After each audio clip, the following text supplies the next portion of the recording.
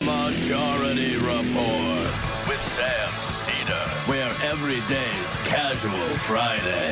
That means Monday is Casual Monday, Tuesday, Casual Tuesday, Wednesday, Casual Hump Day, Thursday, Casual Thurs, that's what we call it, and Friday, Casual Shabbat. The Majority Report with Sam Seder.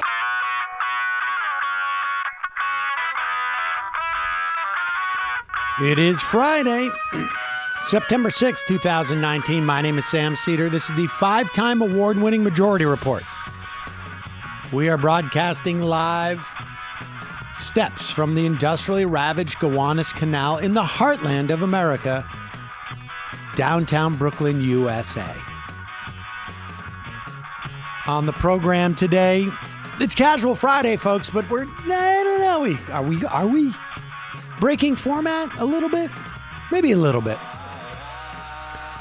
Not a huge week in the news, beyond, of course, Hurricane Dorian and Sharpie Gate. But there was also a really important 8 hours worth of climate forum 2 nights ago. And Dave Roberts of Vox, formerly of Grist, will be on the program to break down that climate town hall. And in the wake of Dorian, the Bahamas are shattered, along with, it appears, Donald Trump's sanity. New York AG is investigating Facebook for antitrust violations. Jerry Nadler and the Judiciary Committee subpoena Homeland Security for documents related to Trump's offering pardons to custom officials who break the law. Meanwhile, Andrew Cuomo has a plan to screw all of us. Biden's New York fundraiser with a natural gas executive protested by climate activists. Howard Schultz, ladies and gentlemen, sadly, is no longer running for president. Also, I should tell you, Howard Schultz was running for president.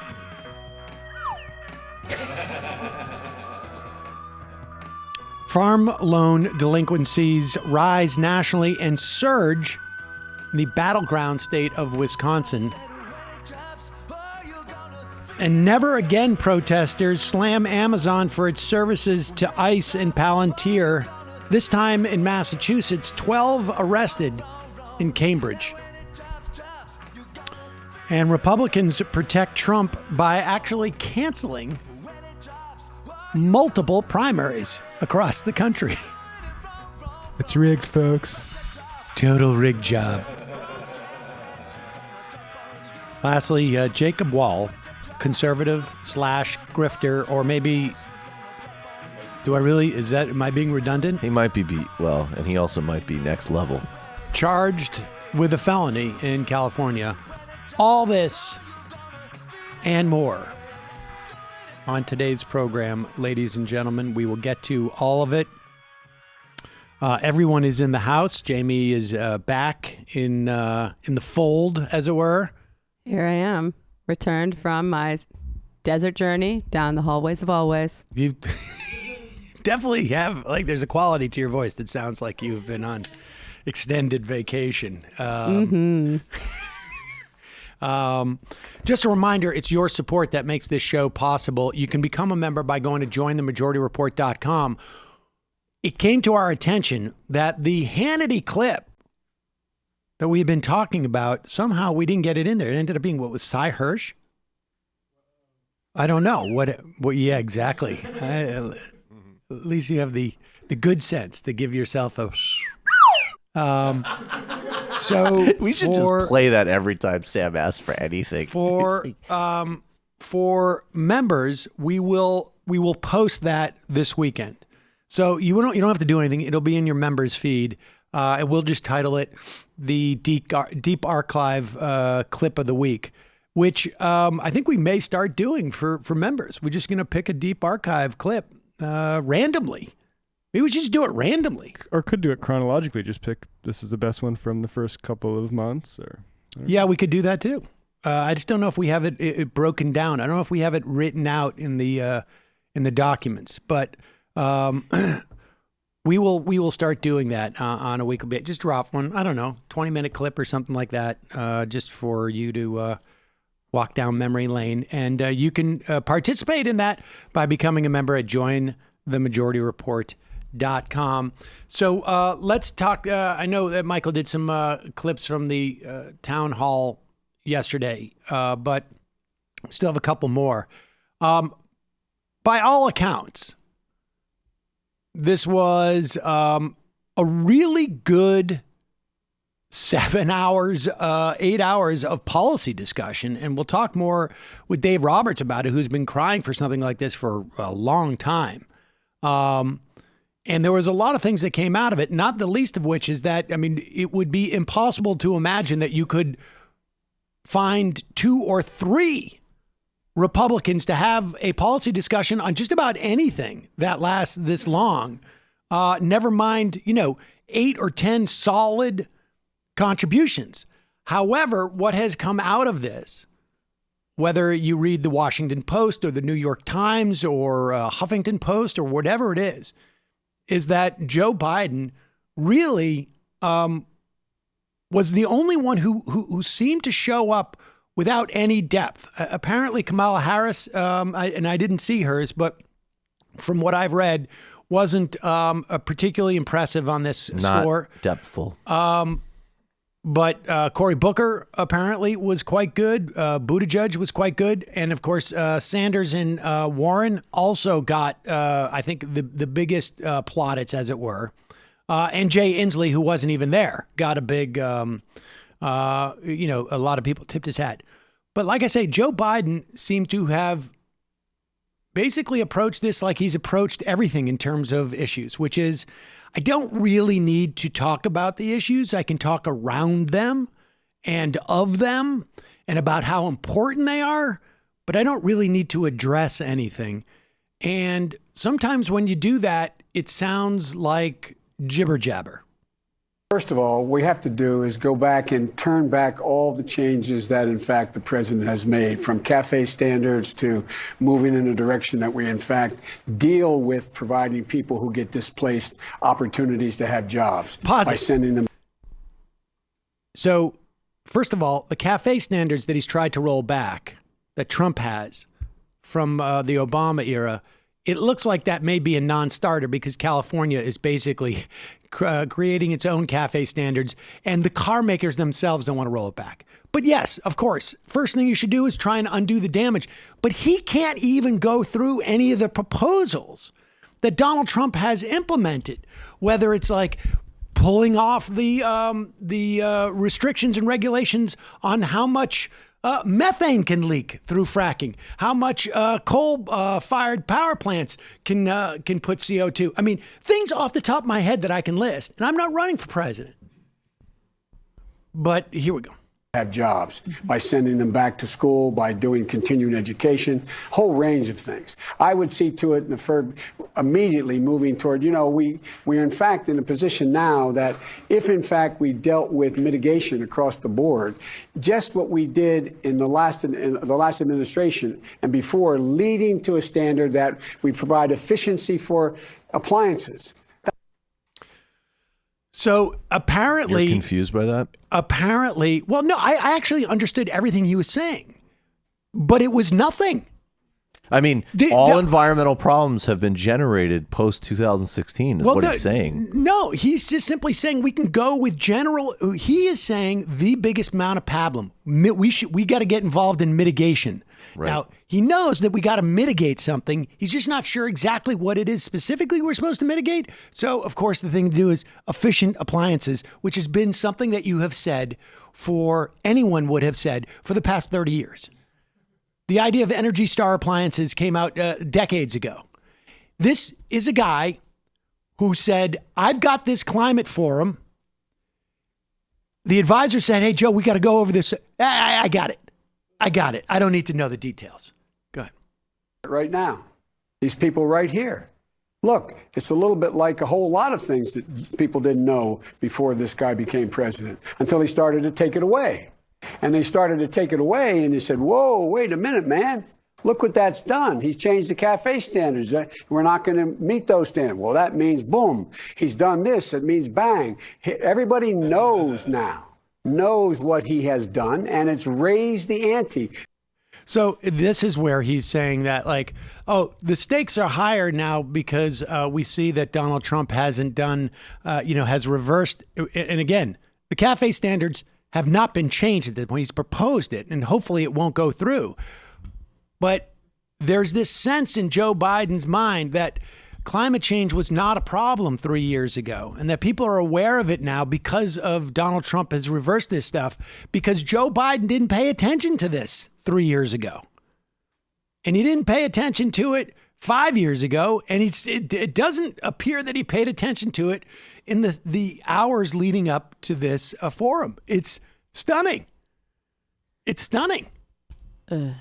It's scary. Is it really It's stunning, so though? cringy. It is. Like, No, I it's not. almost feel bad for him, but I think I'm going to save that for when he's not doing so well in the polls. Yeah, I would save Definitely the sympathy. save that. Oh my God, Joe's bleeding on stage. Right. He's bleeding.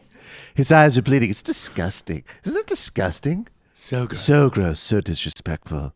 Details are irrelevant.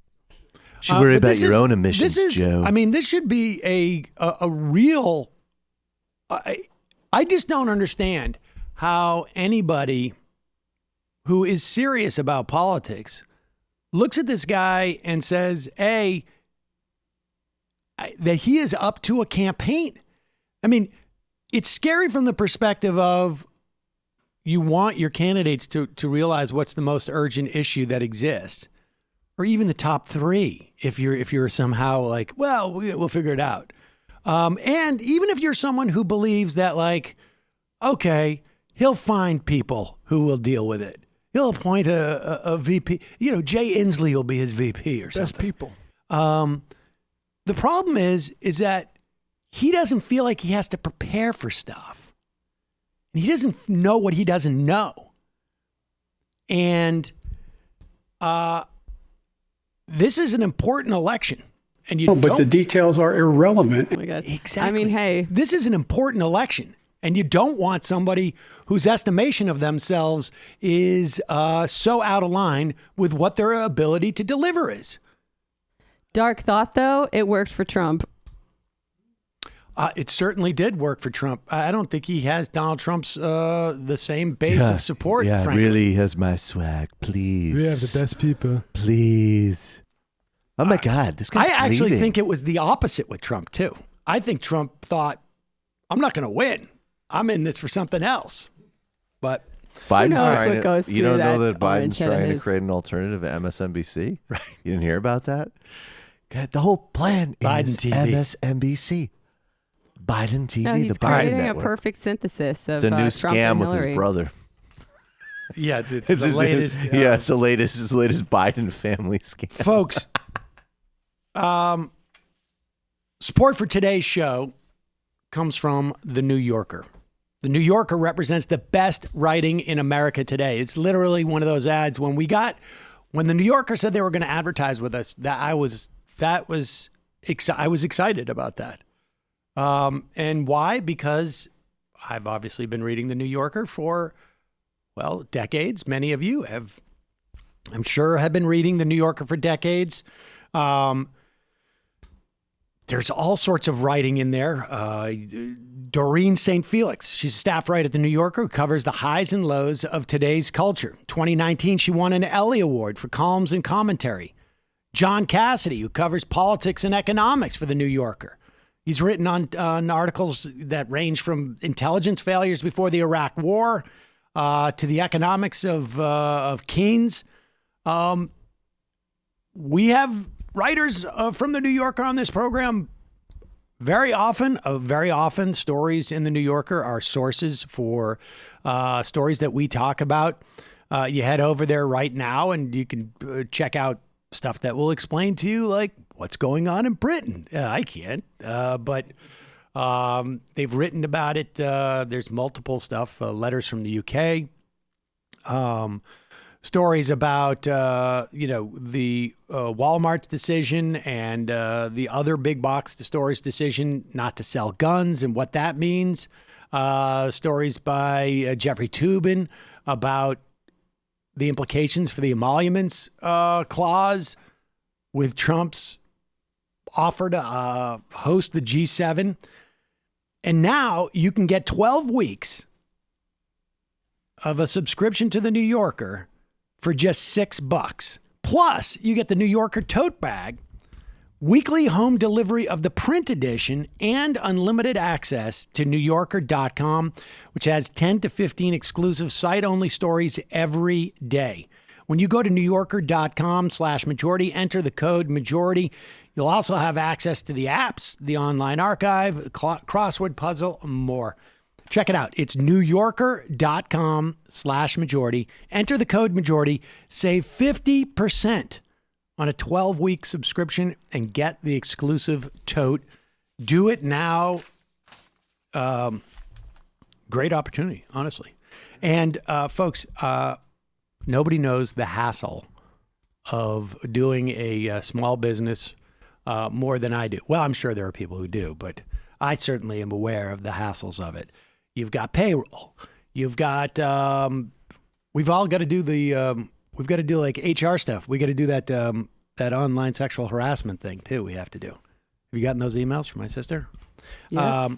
But it's difficult because you have one system for accounting, you have another one for sales, you have another one for inventory. It's just a big, inefficient mess that takes too much time and too many resources, and that hurts the bottom line.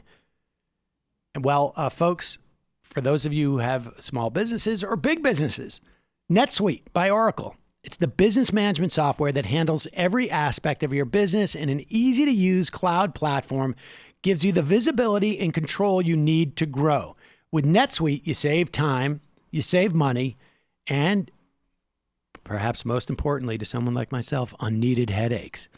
You manage your sales, your finance, and your accounting, your orders, and your human resources instantly right from your desktop or your phone. So if I played golf, I could go do all that stuff from there. That's why NetSuite is the world's #1 cloud business system. And right now, NetSuite is offering you valuable insights with a free guide, 7 key strategies to grow your profits at netsuite.com/majority. That's netsuite.com/majority to download your free guide, 7 key strategies to grow your profits. netsuite.com/majority. All right, we got to take a quick break. When we come back, Dave Roberts.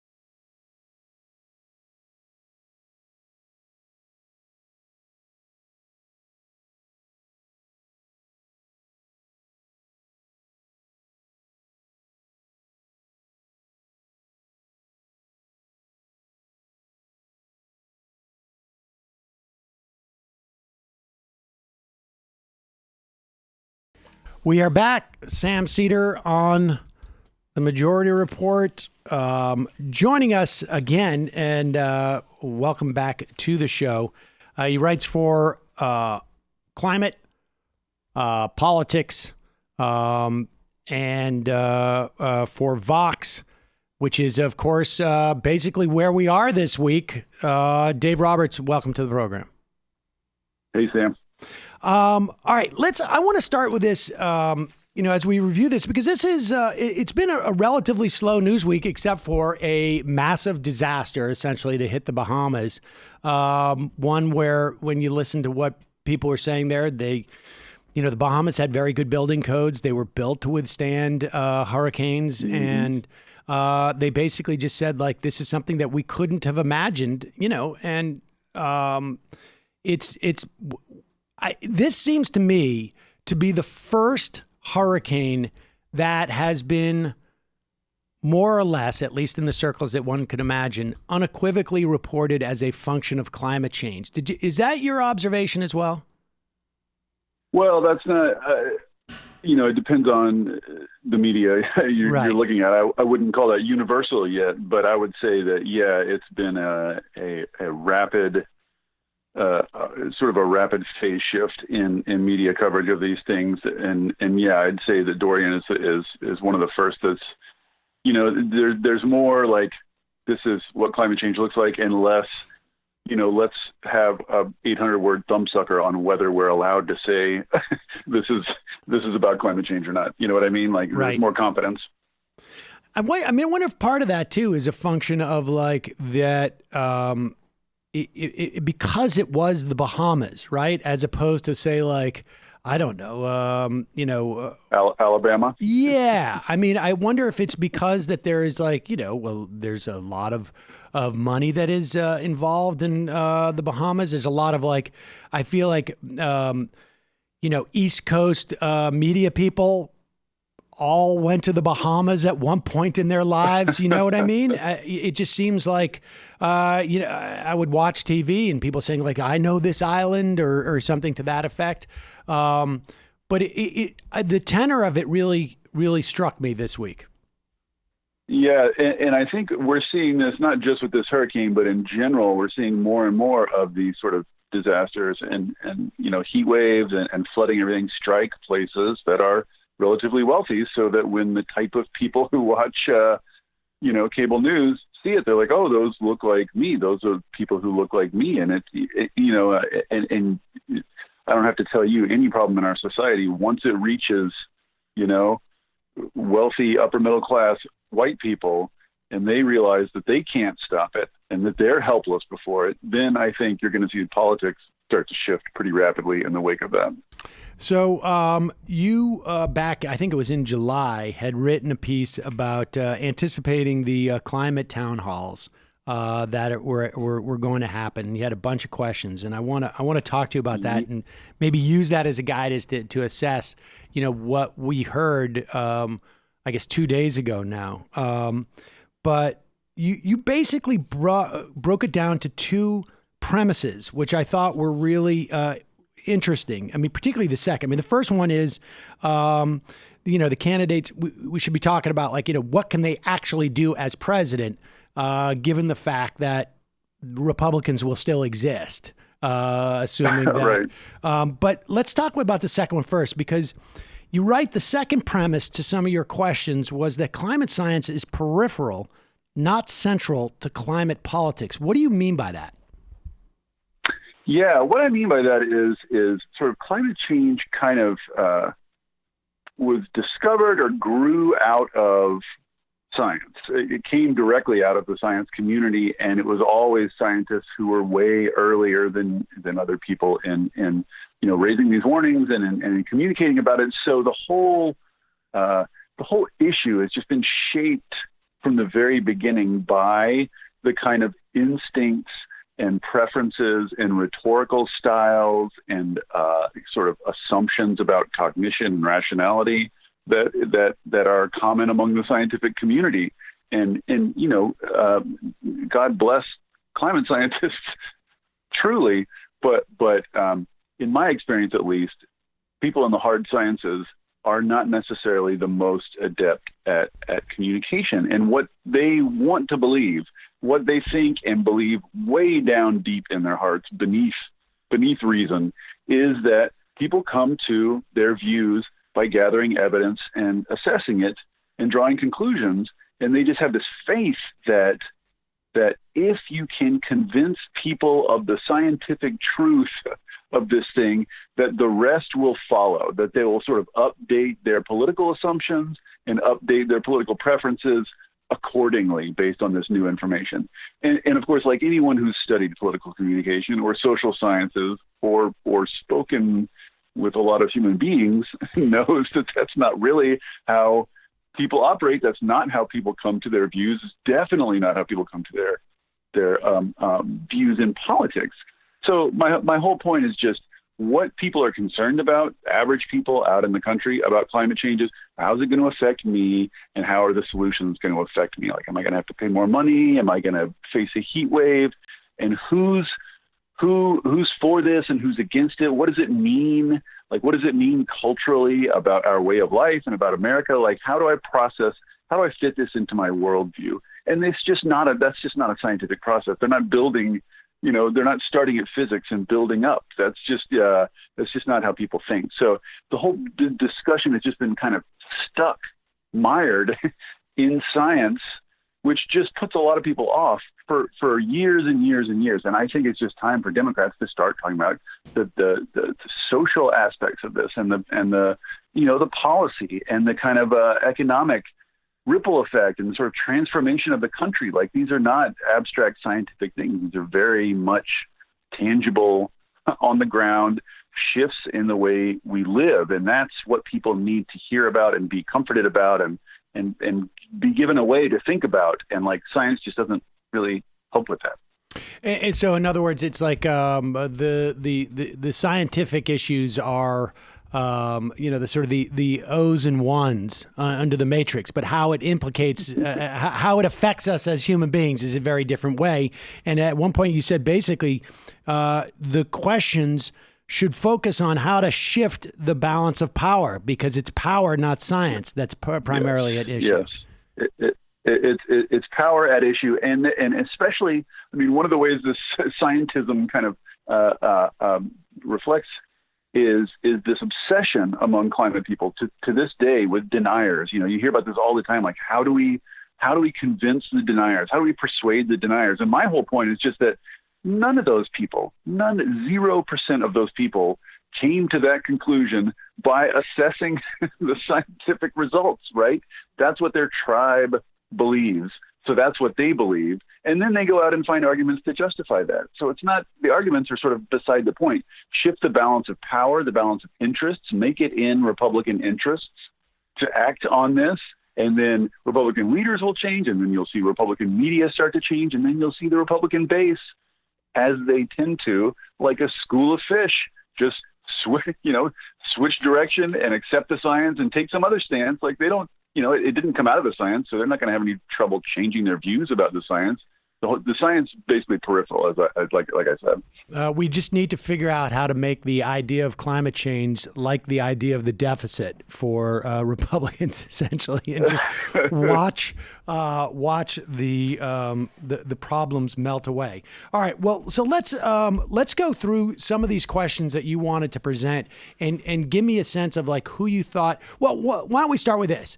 I mean, because I read your piece about who the winners and losers were in the in this forum.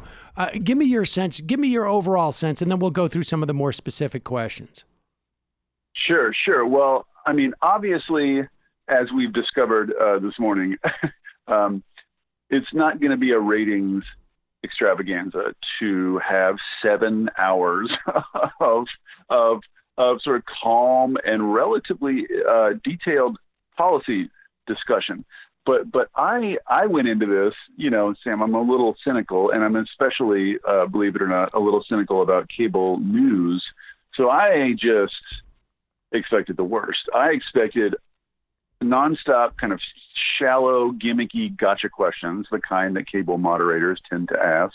And then I expected just a sort of fusillade of cliches from the candidates about, this is an existential problem and Congress must act. And just that for 7 hours, I fully expected to be bored to tears. But I got to say, I got to give CNN credit for this. That's why we put CNN on our list of winners. There were some goofy moderator questions here and there, but by and large, they maintained an incredible level of seriousness and substance for 7 hours, which is no small thing. The audience questions were just amazing. I absolutely could not have done better. Time and again, I was just set back by how sort of articulate and well phrased the questions from the audience were, and phrased in such a way. And this is something that cable moderators can't seem to ever do, but phrased in such a way as to be substantive enough that they couldn't be dodged. You know what I mean? Specific, what is your policy about this particularly? Just really good, tough questions. It was sort of an interesting contrast.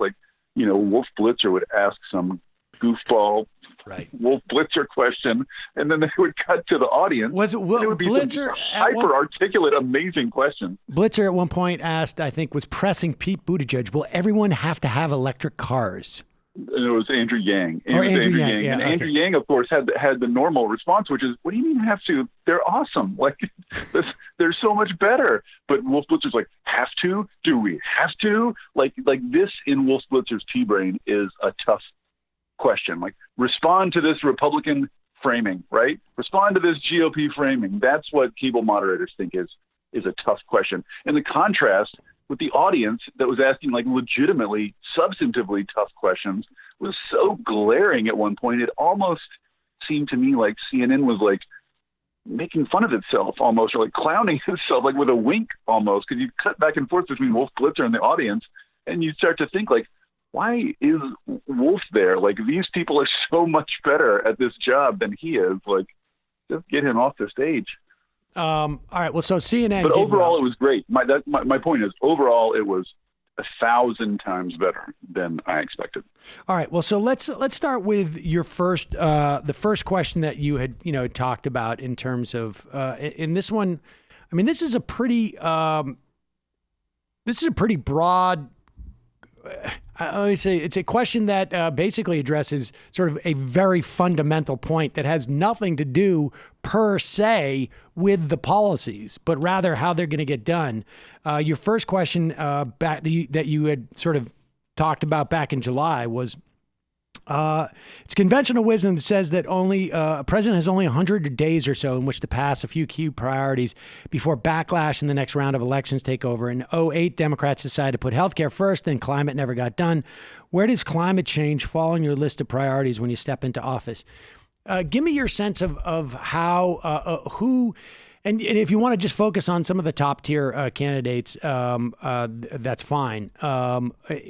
In terms of whose response was the most convincing to you or resonated or problematic? Well, there's only so much you can really tell from what they say in response to questions like that. It's a good question, but there's no way to force them to give good answers. So of course, all of them said the right thing, which is, this is an existential problem. It's a top priority. I'm going to focus on it the minute I walk into office.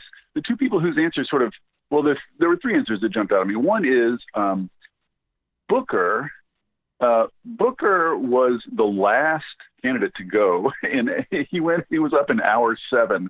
So I was at that point fried and expecting very little, but Booker put in one of the strongest performances I've seen from him in the campaign yet. By the time he was done, I was just thinking, where the hell has this guy been? This is, why haven't we seen this guy before? Anyway, he was fantastic. But what he said was, and I think this is the correct answer, is it's not just that I'm going to put climate on a list of priorities. It's that everything I do in office is going to be done through this lens, right? So climate is going to be part of foreign policy. It's going to be part of economic policy. It's part of all policy. It's not one item among many. It's an overriding concern. And I thought that got at the substance better than anybody else. I think that's sort of like the correct answer.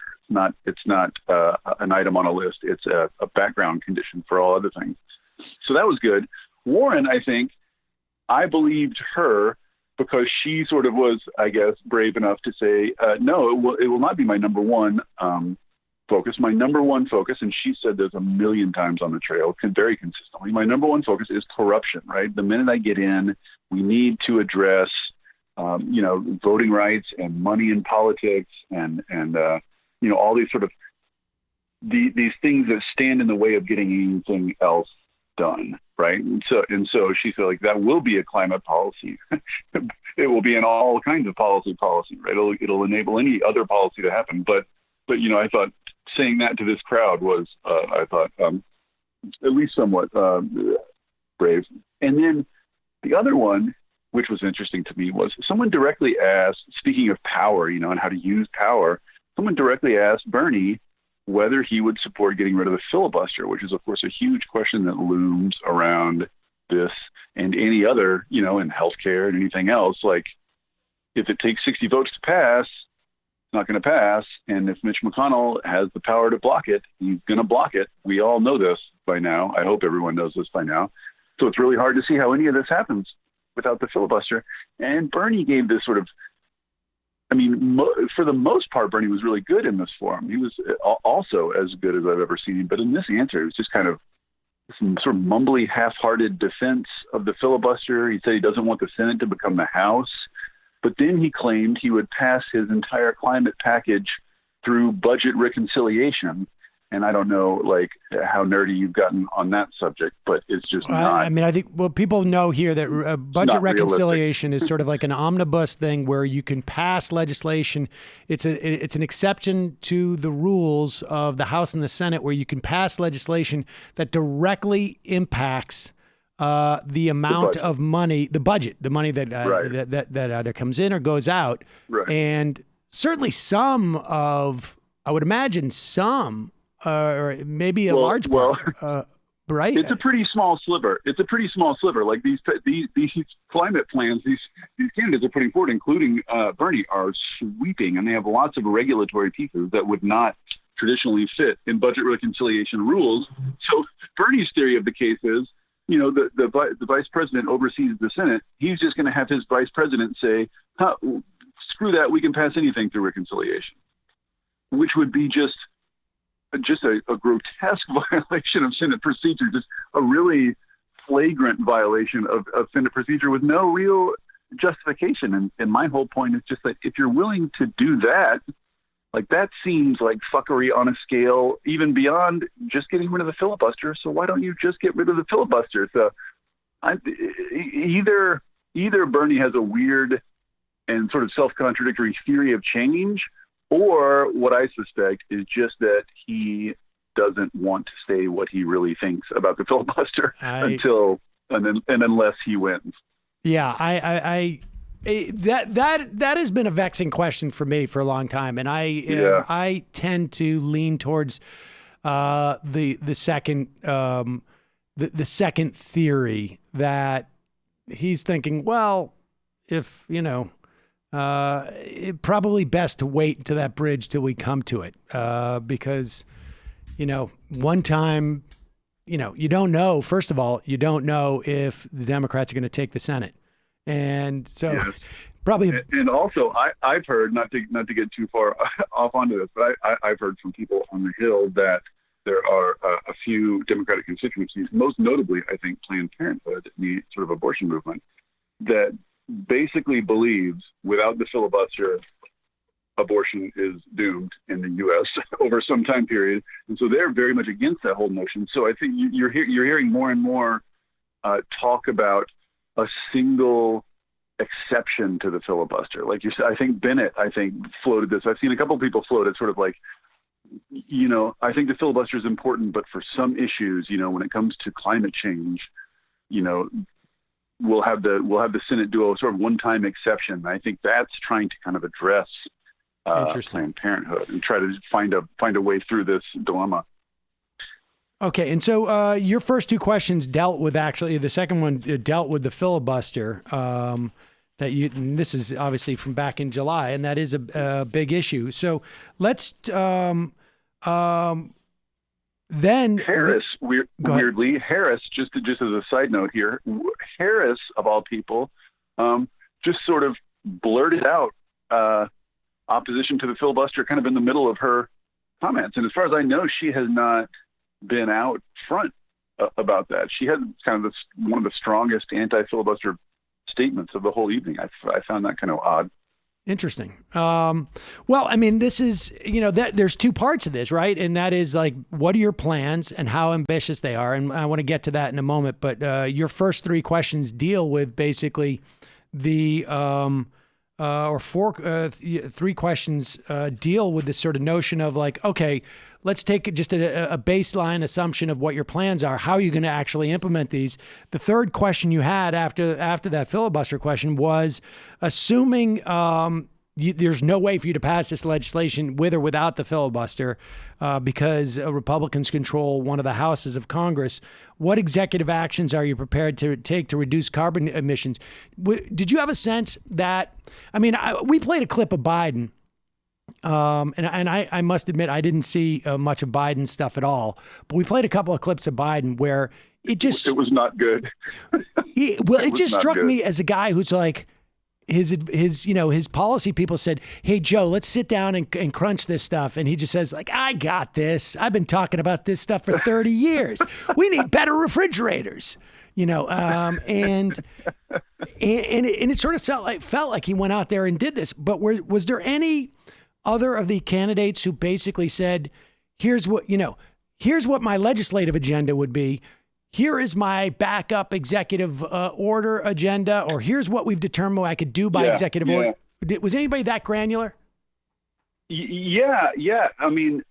Almost all of them have that stuff in their plans, right? Almost all of them have an extensive sort of list of executive actions they can undertake in their climate plans.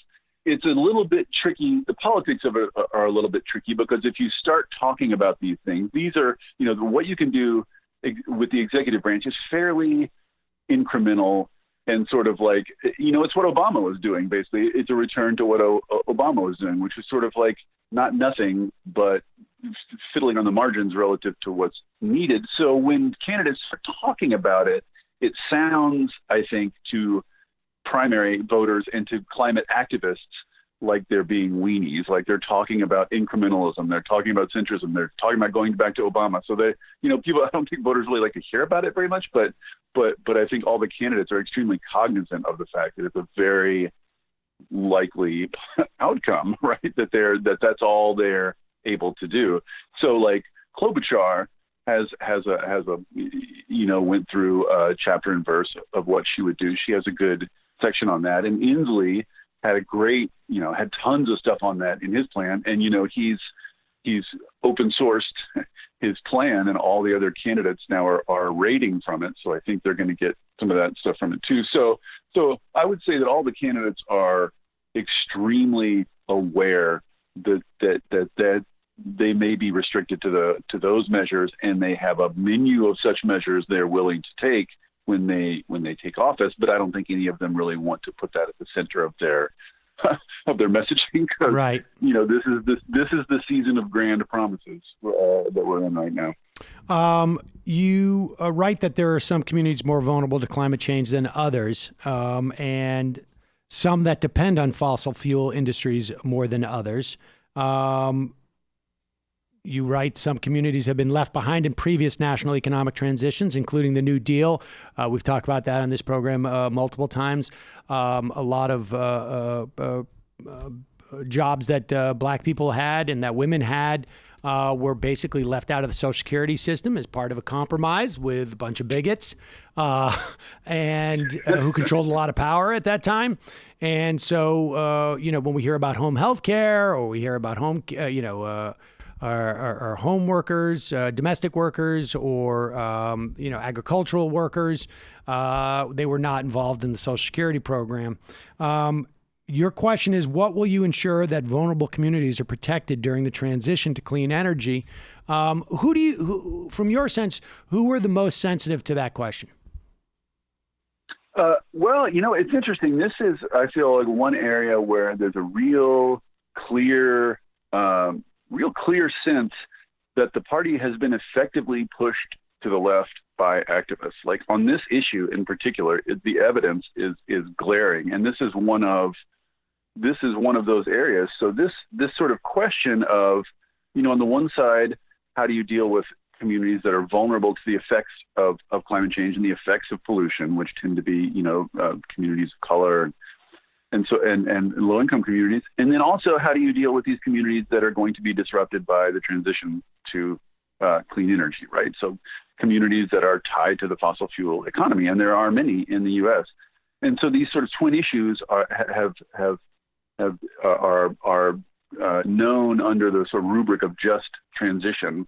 And this used to be kind of an obscure, like fifth item on the list thing that not many national politicians talked about. It was just sort of like the environmental justice community beating the drum. But now it has really moved to the center of the discussion. Like left activists have very effectively pushed this to the center of the discussion, such that every single plan put out by a candidate has to have a big explicit section on this.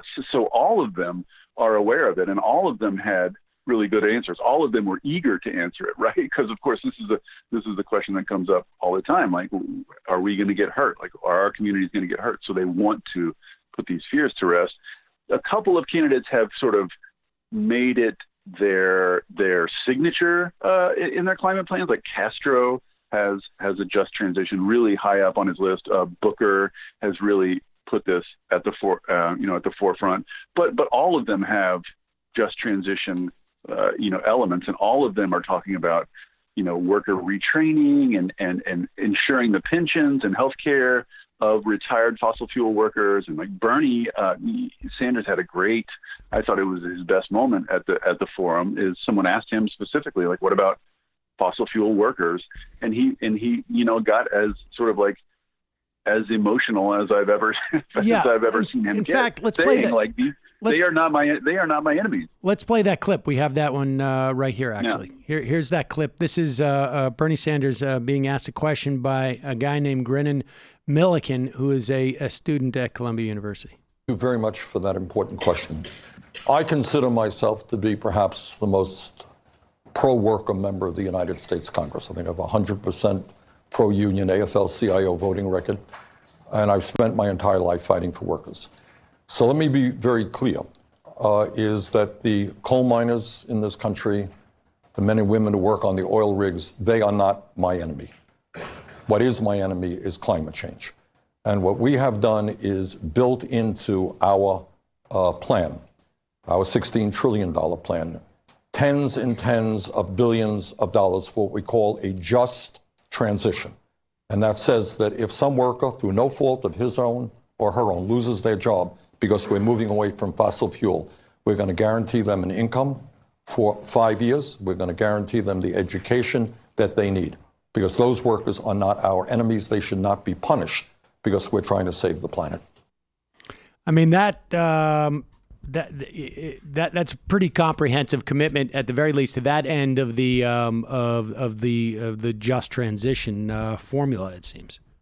Yeah, it's really interesting because it's always been the right wing, the number one right wing attack on almost any progressive policy, but especially environmental policy, that it's going to it's going to raise your taxes, it's going to take things away from you that you love, and it's going to hurt ordinary working people in the heartland, right? The heartland workers who work with their hands out on the rigs, and drive the Chevy pickup trucks. All this is always the main attack. That it's kind of an elite thing that's going to save critters but hurt ordinary Americans, right? It's the same attack on every environmental policy ever. And we're finally seeing the candidates in the Democratic Party really organize a concerted counter message to that around this just transition, and really attempting to squarely address that. And it's interesting to me who of them, because these media narratives are so deep that, lots of media people just sort of assume them without even knowing they're assuming them. So I'm sort of wondering, like, who among the Democrats might have the the skill or the credibility or whatever it is to sort of cut through that traditional narrative and try to reach those workers and try to make this message of a just transition stick. And it's interesting to think it could be Sanders, right? Because if anybody has credibility about being devoted to, the welfare of workers, it's that guy. So maybe like the media, maybe when he says it, the media will be able to hear it, or at least like convey it in a reasonably fair way. So it's an interesting dynamic that's sort of unfolding right now. I mean, I was just reading a piece about the Kentucky coal miners who got screwed out of their pay, and they continue. As far as I know, they're continuing to block the last coal train out of there because they want their back pay. But I think it was in that article that they were talking about, while the reporter was there, there was a whole bunch of pizzas that showed up for these guys who were basically camped out there from the Sanders campaign. Just coincidentally. Yep. And I think and it is that's happening in Appalachia around coal mines, and it's now starting to happen in Wyoming too. I wrote an article about this recently. Wyoming mines are now starting to go bankrupt. And it's the same thing. Sort of vulture capitalists come in, take the company for bones, shed all the pension and healthcare obligations, and then declare bankruptcy, right? And walk away as rich as ever, leaving behind ruin.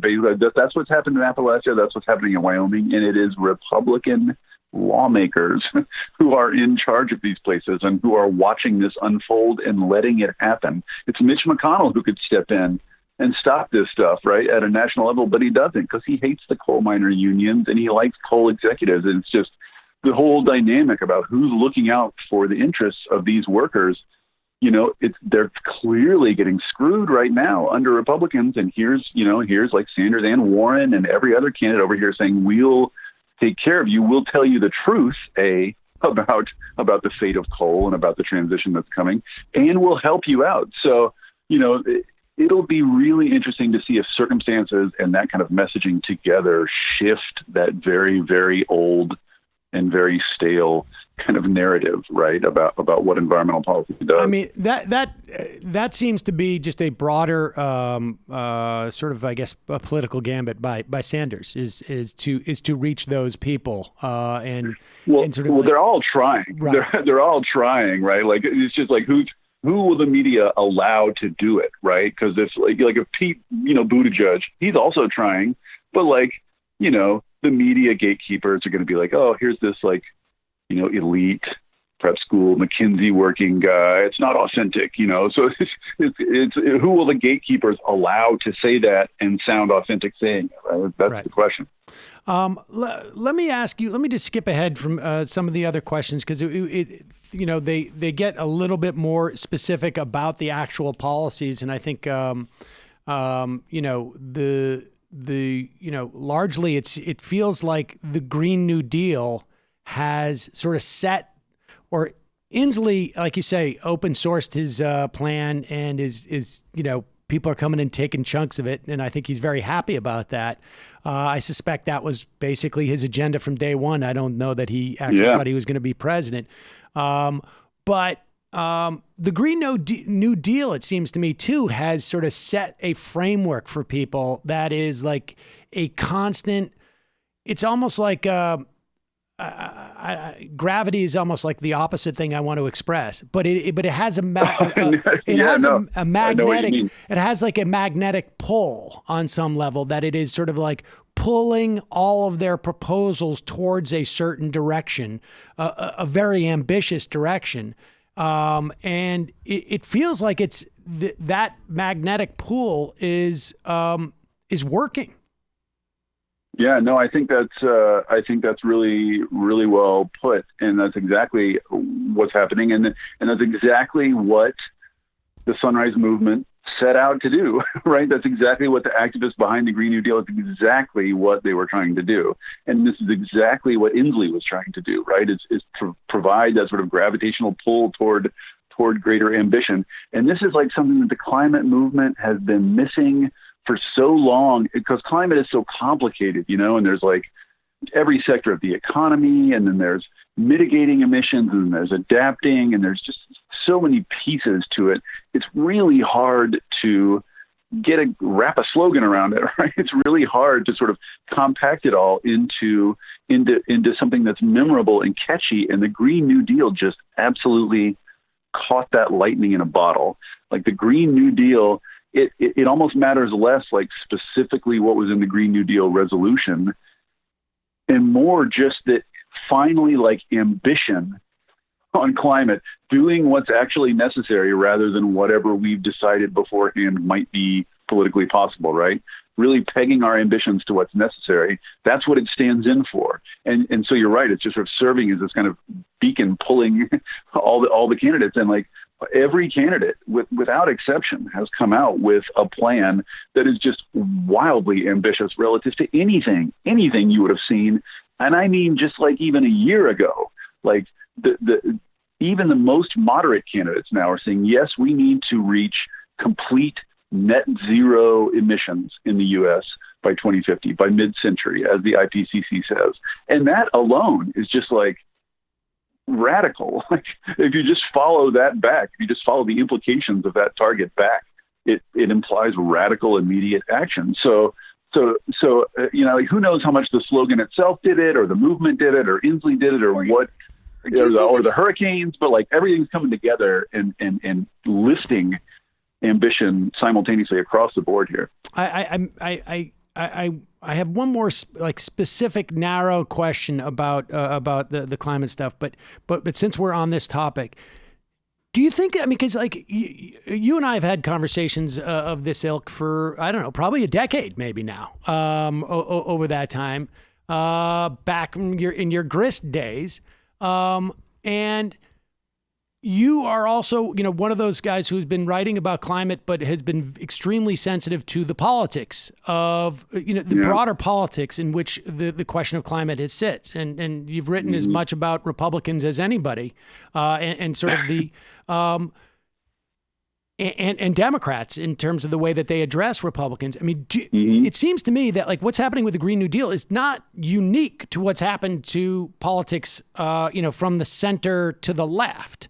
That's exactly right. I mean, I think one way to describe it is with the Republican Party having become so kind of insular and crazy and drifting off into Alpha Centauri and becoming so plainly impossible to like bargain with or like it's just not, there's just no point anymore.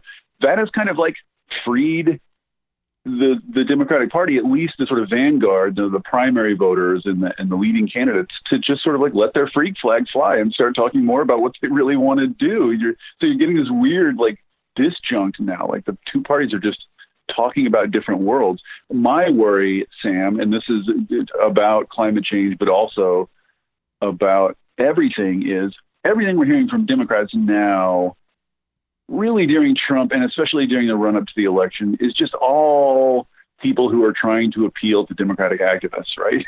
The ones who are paying attention and the ones who are going to vote in the primary. So it's all the kind of ambitious voices and messages we're hearing now. But like, I remember 2008, right? I remember all the hype and excitement going into the Obama administration, and kind of people had just forgotten that there's still a bunch of really crappy, conservative Dems hiding out up there in the Senate. They still exist, right? And we're still going to need their votes. And so, like, I just worry that like the rhetoric of ambition has gotten so huge now that there's going to be a real reckoning when all of a sudden we're in a position where Joe Manchin is the gatekeeper to what is allowed to pass. I don't know how that's going to resolve itself, but yes, you're right. I mean, like the Democratic Party is moving left across the board. Well, let me bring it back to these candidates then, because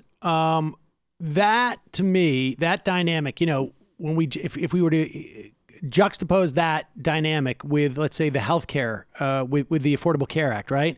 The Joe Manchin in that situation could have been, wasn't quite it's not a perfect analogy with like Joe Lieberman. But there's an analogy there. It's pretty good. But it's pretty close, right? Because, Joe Lieberman was a guy who used to support a buy-in to Medicare at 55. And then when the insurance companies were pretty clear that if we get the ACA, we're about to save their industry, so they no longer need to offload, those 55 and over folks. Joe Lieberman was against it, and there was a lot of activists at the time who were saying, Obama, go to Connecticut and put some pressure on Joe Lieberman. Right. Now, I don't know if that would have worked, but there would have been one way to find out, because I certainly don't know what the cost would have been at this point, and looking in retrospect. Yeah. And I think in retrospect, Obama underestimated how horrible people at Lieberman were. Well, how horrible lots of people were. But I really, don't think that there's there isn't that.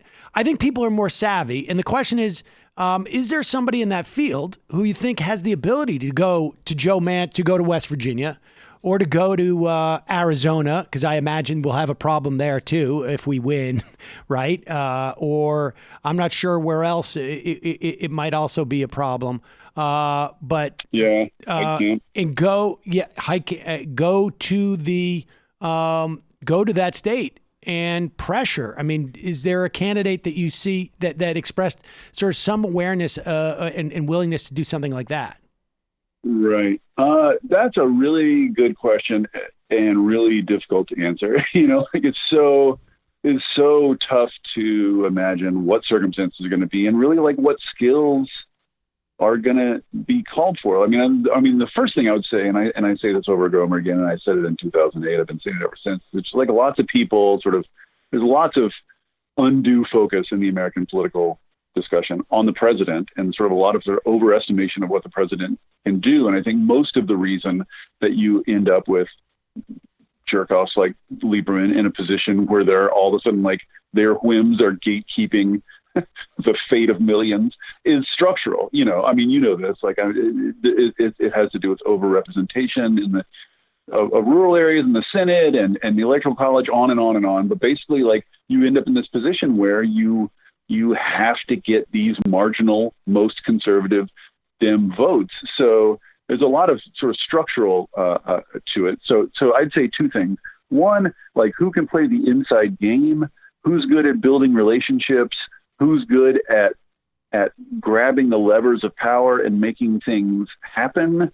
I think Warren. I mean, Warren's my call for that specific skill. I think her history shows it, and I think her, like, one really good example of it lately is, like, the minute Jay Inslee dropped out, she went and met with him, buttered him up, adopted the best parts of his climate plan, probably assured herself a key early endorsement, like, grabbed the credibility that he had on climate change for herself, made a friend of him. Just like, I just thought it was a really savvy move. And I think she's good at that stuff. And I think she's got a proven record of making things happen.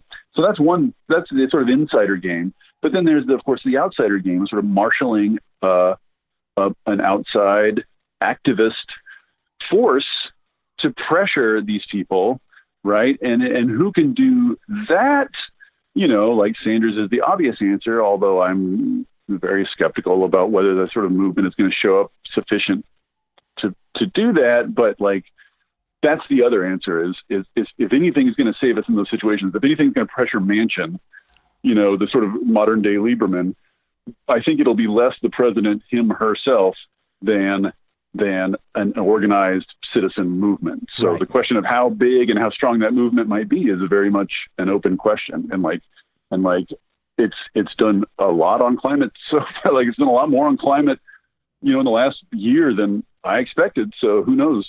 Well, who knows what's possible? There's a lot of people asking that, I think talking about that sort of that Sanders-Warren dichotomy you're talking about, and it's going to really suck right. when Joe Biden is our nominee.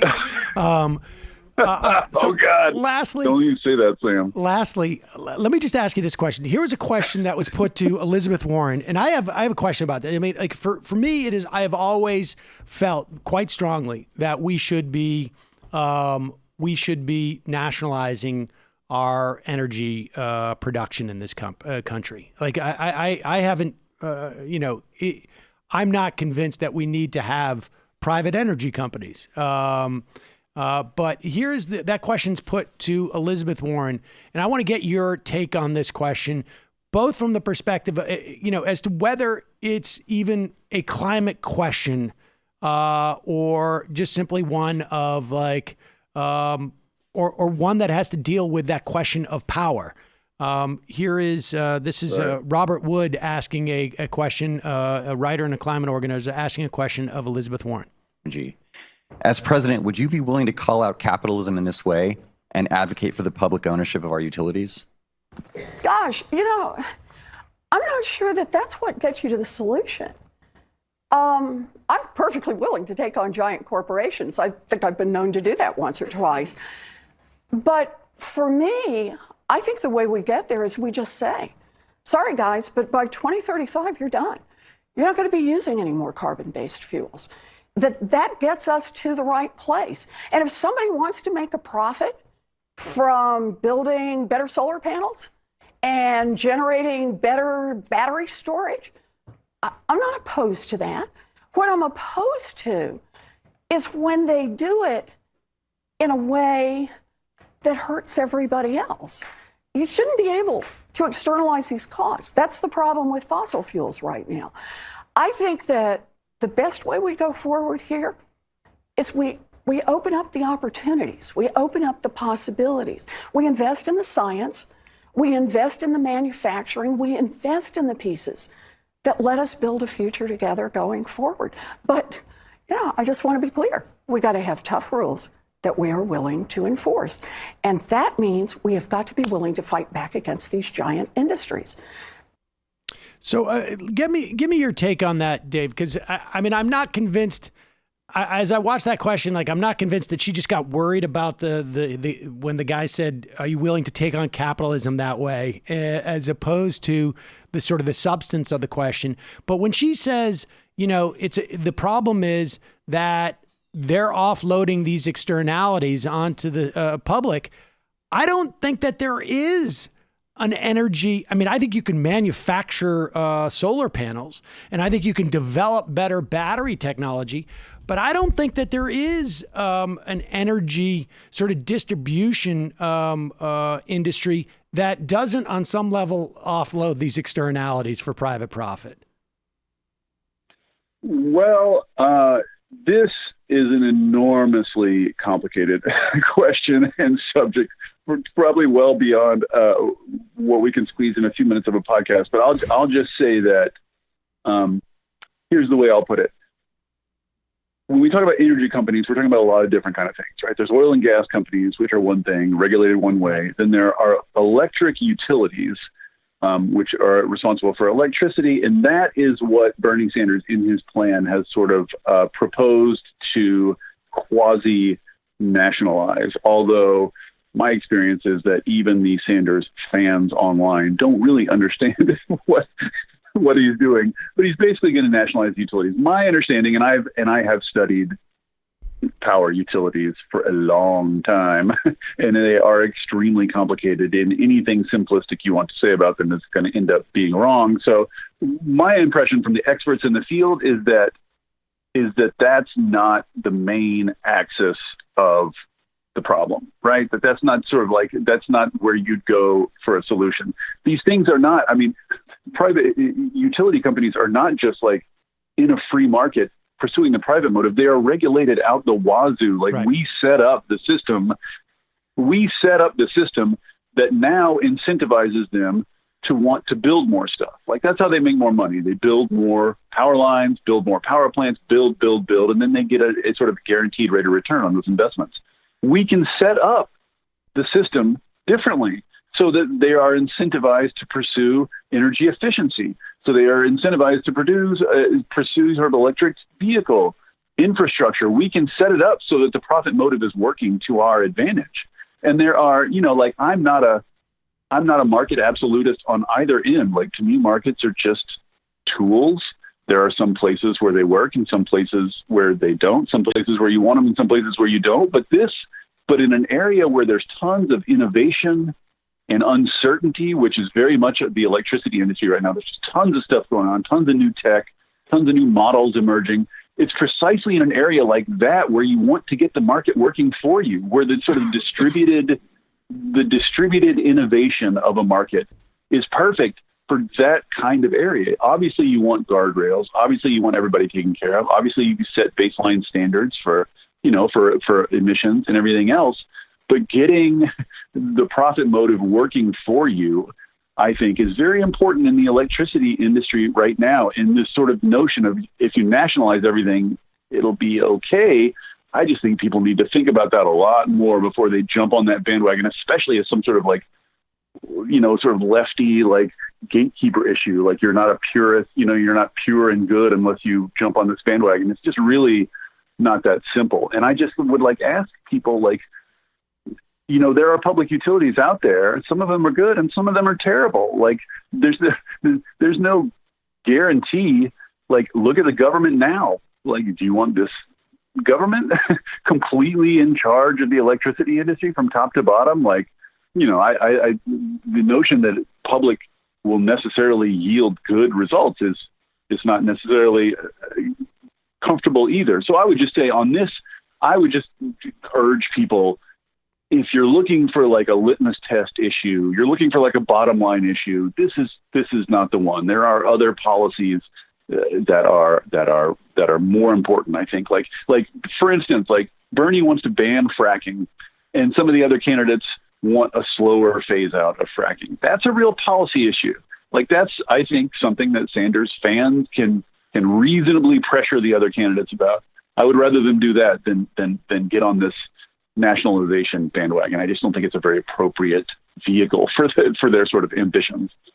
And I guess theoretically too, we're talking about in a post fossil fuel era, those externalities are going to be a lot different in terms of what they socialize those costs. All the whatever the cancer that we get from the windmills or whatever we're supposed to get from the windmills will be one of those socialized costs. Yeah. Well, and if you want the private market to work for you, just say the U.S. utilities have to reach net zero carbon emissions by 2030. Just put that rule in place, and then all of a sudden, that's the innovation will serve you, right? Then all of a sudden, all their efforts will serve you.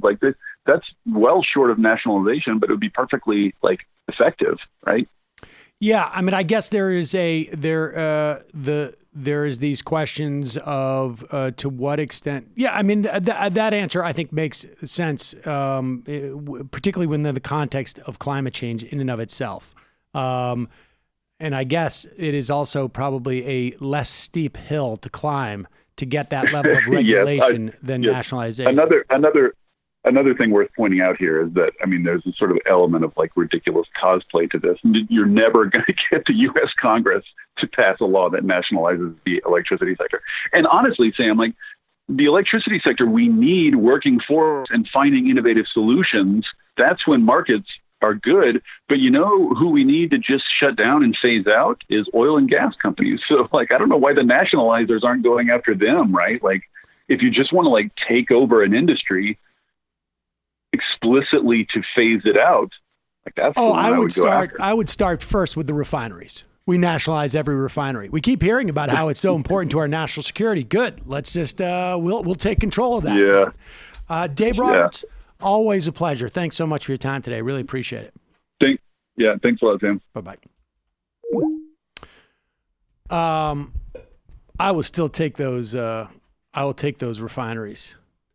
I think we should do that tomorrow, or we'll wait till Monday. What is the argument for not decommodifying energy in that way? Freedom. Well, no, the argument that he was making in terms of not decommodifying is that right now we're in a transition period, and the innovation that you get from having multiple different entities trying to get to certain goals, there's an argument that I think is in terms of innovation. As long as government cash is behind it in the right way. Well, I think government cash, they're saying, I didn't even think he's saying government cash as much as make the passageways to where they should head narrow enough so that we get what we want. I just don't think that's going to happen. Well, the argument that nationalizing all of it happening is, I mean, look at light bulbs. It's still a controversial issue. Apparently, Trump wants to go backwards on this, but the government did it with light bulbs, just as an example. The Bush administration raised efficiency standards for light bulbs 10 years ago or something like that. They may have been tightened somewhat during the Obama years. The light bulbs that they first came out with were not great, and now the bulbs are great.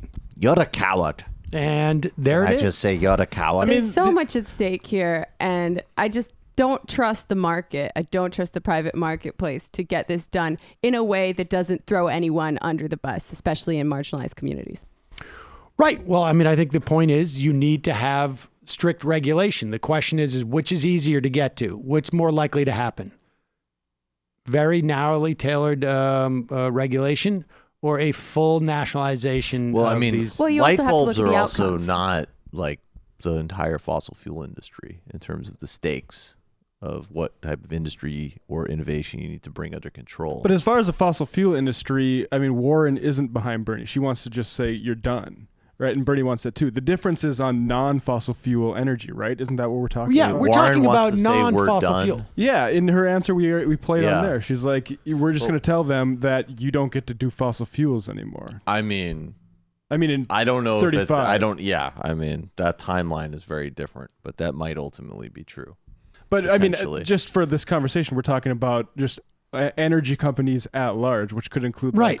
I mean, I think everybody's on the same page. We end or solar power plants, and I think the point is like maybe we should just help democratize those workplaces, not necessarily nationalize them. Like, right? There's different options. Well, he actually does for those smaller exclusive. scale ones. He does have proposals like that. In fact, yeah, good right. enough. But I think there is a broad agreement that fossil fuel industry should not exist. And we can talk about the different timelines, but potentially large. Like there's a book called Silent Theft about the commons, which comes at it. I don't know if David Bollier would identify as a socialist or not. It's irrelevant. But he was identifying these whole sectors of the economy, whether you're talking about either natural resources, and that could in fact be the sun. He was proposing something called like a sky dividend to pay for transitioning out of the climate crisis. But his broader point was that every type of sort of collectivized natural resource does need to be ultimately held democratically and outside of private hands. And I think that is just fundamentally true and an important political distinction. Like it's a very odd notion that, you know, there would be, and the reason the fossil fuel analogy works is just in the notion that like, why would we ever agree to fossils from the ground being held by private companies? And similarly with wind and solar and other innovations, it's a very odd space to have things that are wind so and solar core. are different though, right? Because they're common collective resources. Because yeah, and at least the state is hypothetically under democratic control, whereas the private industries are not. Correct. But wind and if we're putting aside fossil fuels, because I think in fossil fuels there's obviously externalities and it's a finite resource, and fossils themselves are finite. But wind and sun are not. And we're talking about ownership of the panels or the windmills. It should be as like the means of production of energy. Yeah, right. I mean, that's the Democratize commons. That's the commons area. I mean, look, it's an interesting, like there's a new land proposal in the UK, which is getting at the distinction between someone can own a house, but you shouldn't be able to own the land underneath the house. Right. I think that's the type of way you can make it more concrete, but it's an important distinction to carry forward.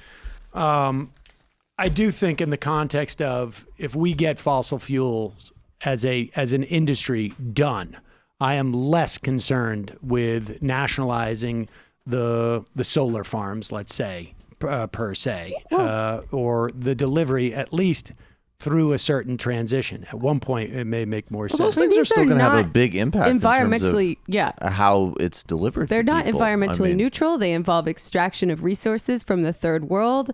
And I just don't trust private industry to be responsible about that. But even somebody like Jeremy Rifkin, who's not again, we're talking like a EU advisor, moderate guy, is basically like, if you don't do what he calls I think it's the third industrial revolution in basically a decentralized right way, it will carry forward. Like, you can have, as an example, there's places where there isn't broadband. There can be places that aren't on new electricity grids. But that's right? what you're talking about is regulation. Well, or it could be a post office model, which is a national state commons. So that would be something I would be more interested in. But yes, regulation could. I mean, all of these things We should could have, be without a addressed doubt, by regulation. and I think we do in terms Or of by commons. electricity. We Yeah. have that. I mean, you cannot have an electric company and not serve every place in the country. Now you can do that with cable, apparently. But cable should be regulated in that way too, Right. because Even I don't think water's it's been perceived. put in play like that, though. I mean, you've seen municipalities privatizing water. That's incredibly dangerous thing. Yeah. My concern about regulations is also that it's easier to undo them in a time when industry and private capital acquires more power again. That's true. I don't It's harder know that to we've had. denationalize something. I think that's true as well. It's also, and then the opposite is also true. But yes, I think that's a good point. But it would be a little bit scary. I wouldn't want to trust necessarily the electric grid right now to the Trump administration. Yeah, do we put it under the Pentagon's I mean, control? I think there's decentralized versions of socialism too, and I think especially with the current makeup of our state, it might not be a bad idea just to focus on making Sorry those for the workplaces- blackouts in blue states Yeah. that you're subjected to over the summer. It's just tough. Looks like somebody might not have electricity. Murray Bookchin on municipalism. It's good stuff. We got to take a quick break. When we come back, Matthew Film Guy will be joining us. Quick break.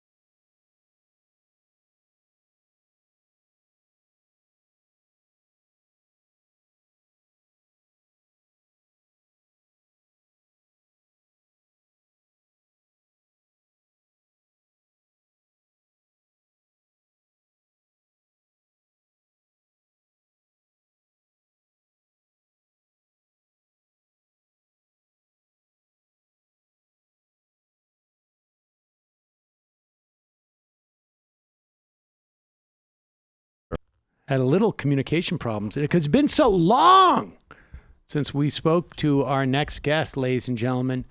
It used to be that summer was the time for blockbusters. Well, we've just rewritten the rules, ladies and gentlemen, and I'll tell you why in this little song. Matthew, the film guy, is choosing your streams. Cassavetes on Netflix and other such themes. Maybe I'll watch one and learn a few things. Please recommend me a movie to stream. Matthew, please recommend me a movie to stream.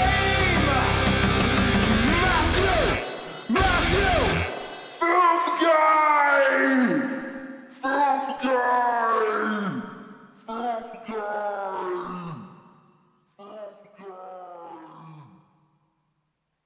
Matthew, film guy, how was your summer? It was great, Sam. It was busy. I was working. I think I told you I'm editing a feature film, and we spent a month up in Long Lake, New York, editing on set while they were shooting. So it was hectic. It was fast-paced. And it was exhilarating, to be honest with you. It was really fun. Well, tell us about the film. What can you tell us? It's called Black Bear. It's directed by my friend Lawrence Levine.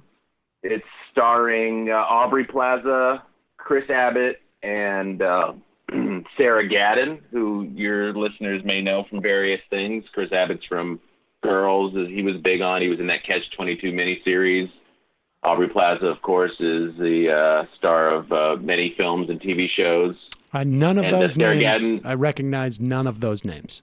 So far, the only name associated with this. That means it's going to be a hit. So far, the only names I recognize associated with this are Matthew Weiss, film guy. Yes.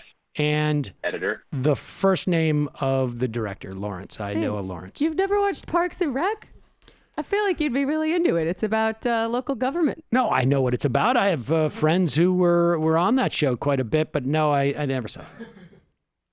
Yeah, that was her breakout. I was actually, in my early improv days, I was in a class with her. So she's, has a similar background to you. And this is actually a great kind of a breakout for her. She's playing a dramatic role with some comedy touches. And she's amazing in it. So she's a Chicago person. There's a lot of Chicago people associated with that. New York. New York. Glazer and was on that show, and Amy Poehler, I believe, right? Yeah, Amy Poehler was the star of the show. Yep, definitely, that is true. So there you go. I know. I'm hip. Yeah, I'm there hip. you go. I'm with the Sounds scene. great. I'm with Sounds the scene. very funny. Yeah, no, all those people were good, but they were all good 20 years ago, so I don't know. Boom. They're still good. They're still good. Well, whatever. Matthew, can we write a some type of Christian apocalypse vehicle where there's like a token Jew played by Sam? Can we do that? Absolutely. Wouldn't that be great? I was just thinking something. Oh no, get to the car. My sciatica hurts. Go without me. They're gonna take our guns. Now, you see? Are you on a speakerphone? No, I am on my headphones, though. Oh, It's not sounding too good. It's okay. It's not great. It's not great. Maybe we might be able to upgrade that sound. Let's see. How do you if you can upgrade it a little bit? If they take our guns, there'll be a one-world government. Maybe you should have some type of like sound deadening in there. Yeah. Well, this is what. How's this? Is this any better? Yeah, that is better. Much better. Okay. Yeah. So this is the point. We wanted to ask you about this film. That, of course, Kevin Sorbo is involved with. I am aware of Kevin Sorbo's work. He was Tarzan, I believe.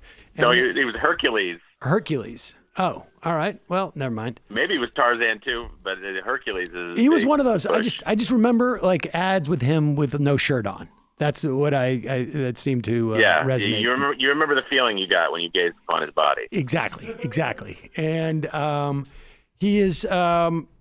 Like my old friend Ross Broccoli, now doing religious based film work.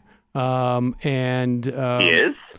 Ross Broccoli did like a couple of Mormon bankrolled movies, and then I think they figured out who he was, and then they stopped doing it. Oh, okay. But so this is is this a Christian movie? Like, yeah, I think definitely that there's going to be some Christian elements to it. he's but it's a right wing movie, and it's sort of, I guess, like, I don't know. I guess it's the right version of like A Handmaid's Tale in a way. Or I think people are calling it the Antifa Red Dawn. Right, or the Antifa Red Dawn, where the country is taken over by Antifa, and of course, you know, if you carry an American flag in America, then you're in big trouble.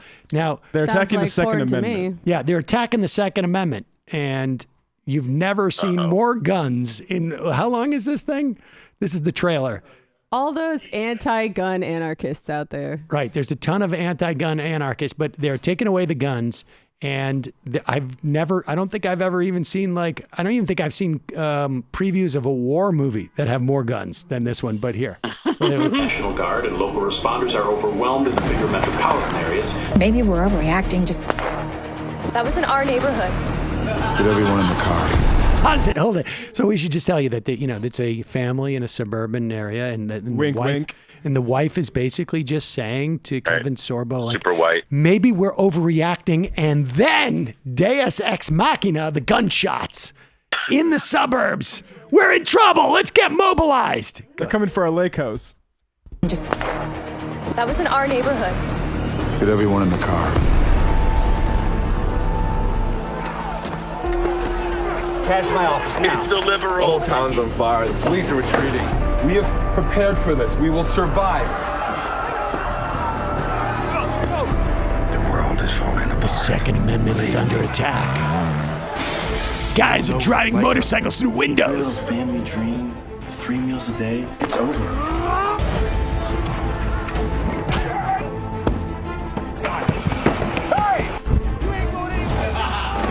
It's adapt or die.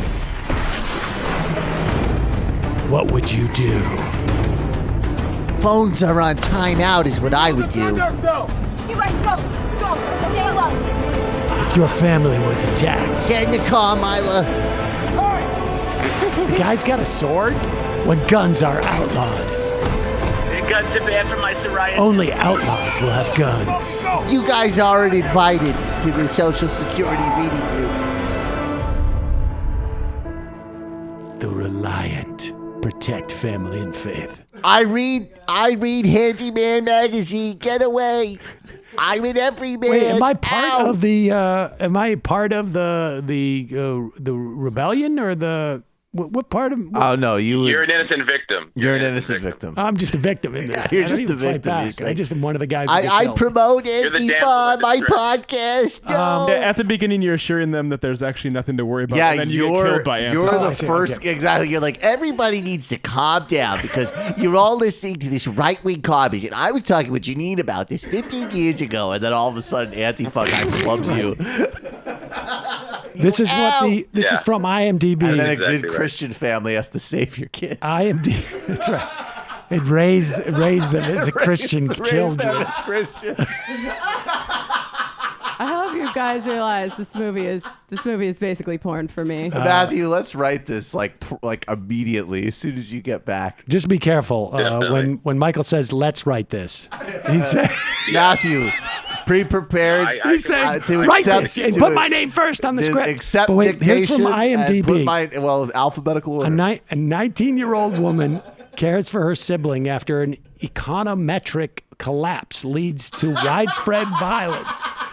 And this is econometric. Yeah, and then, there's no such thing as an econometric collapse. I was talking with somebody at the Center for American. Ow! IMDb says the economic collapse causes widespread rioting and social unrest, leaving a lovesick 19-year-old girl struggling to care for her siblings in a stretch of woods bordered by lawless anarchy. Oh God, it sounds wondering so good. why a good God. So it's outside Portland? Like, what is this? Why a good God would let this happen? When is this movie out and where can I see it? I'm shocked at the production values, really. I mean, it is there is not a little filmed in Ohio. No, these people have money behind them always. Filmed in Ohio, buddy. I mean, it's like, hey, listen, this is an independent film, so it's like the dark side of the kind of democratization of the Hollywood studio system. Like, you got a bad idea and enough money behind it, you can make a movie with Kevin Sorbo that looks like, $1 million. If you happen to be, and I don't know where this is actually, but on August 3rd, it premiered August 3rd at the Great Lakes Christian Film Festival. Do you go to that film festival on your film festival tour? No, that is, I've stopped putting that on my circuit. Oh, that's in Buffalo, New York. So I mean, it's almost local. No, it burns my skin when I walk into that festival, so I can't go. And now I got no problem with Christian Film Festival circuit, as Who's the Caboose basically stumbled into the Jewish Film Festival circuit and believe that. Played all around the country. It was fantastic, actually. Thank you very much. I was just talking with Digby about this on my show the other day. It's nothing to worry about. Ow! Ow! That was on Ring of Fire, which you could download. Actually, that's also on the Majority Report app. Ow! Yeah. There you go.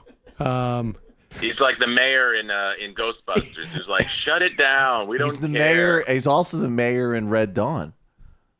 That's Except true. the mayor in Red Not Dawn gonna- lasts not gonna for get a at it. couple of cycles. He becomes the willing collaborator. There's apparently some very other good movies at that festival. So maybe Sam would be like the mayor with a at the bandage on Great his Lakes head. Christian Film Festival. Here's the 2019 schedule in the Kennedy Room and the McKinley Room. Wait a second. Okay. All right. There's a lot of praise and worship that goes on. That did not happen at the Jewish Film Festival. Oh, we missed it. There's the Miracles from the Killing Fields, 10 a.m. Saved, Escape from Kim's Regime, Dinosaur Heart, Finding a Home in Boomtown, The People of the Heavenly Kingdom, Liberating Fire, Broken Unbroken, Betty Williams, Contagious Courage, Warriors to Lords. It's amazing. Like, so much Warriors of this is to like, Lords. these are all sort of a like, Love possibly. there is Matt, but the point is like there's only a couple of things that the rest of them are these Life sort on of the like, Life on the Island of Jesus. yep. Oh my Welcome God. to Jesus Island. Only one person will be saved. To tie the knot Only or one not, gets to ascend. I think I know what the moral of that story A is. lot gonna of you be. guys want to live in eternity with me, and I wish I could take all of you, but it's only going to be one. Jesus I Island. cannot believe that I missed this, but I will be going next year with the help of some plants and chemicals. I am so stoked to have you all on Jesus Island. Unfortunately, only one of you can stay. Who's going to meet St. Peter? Who's going to meet St. Peter? Like, what the hell, man? Why did no one tell us about this? Tom, it's been really awesome having you on Listen. the island. You have good energy and are a good person, but Industry unfortunately, you're panel. going to hell. Sam, let's go to the industry panel. That would be actually pretty fun to go. But you know what? There is a huge. The fact of the matter is there is a huge Christian film industry.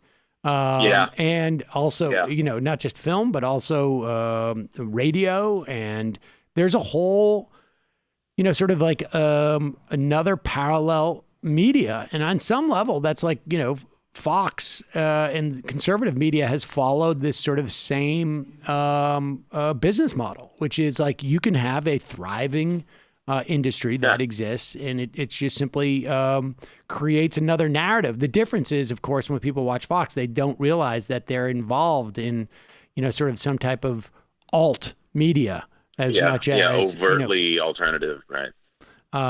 But so the righteous downside of gemstones, the very funny, fragmentation by the way. of distribution systems. Yeah, it is the downside of it, in that some people become, can get squirreled off. The problem is not even so much the problem with the fragmentation as much as when one of these fragments gets too big. Like, I think if everything was small, it would be better. How big is it though, really? I mean, compared to like, mainstream Hollywood movies, is it even as big as what plays at like Sundance or? Oh no, I was talking about in terms of like the news, but I would be very surprised if this industry was not a huge industry. I don't know. they all listen to Stryper and Creed and watch these Jesus Island movies, I guess. It's a niche, just like if you're a horror fan, you go to the horror convention or the, specific genre. It's a genre. It's just a genre with maybe a overall detrimental political message. I don't think it's a genre. I think it's an industry. I think it's an industry of unto itself. Horror is a genre within the film industry, but the mechanics of the industry are the same.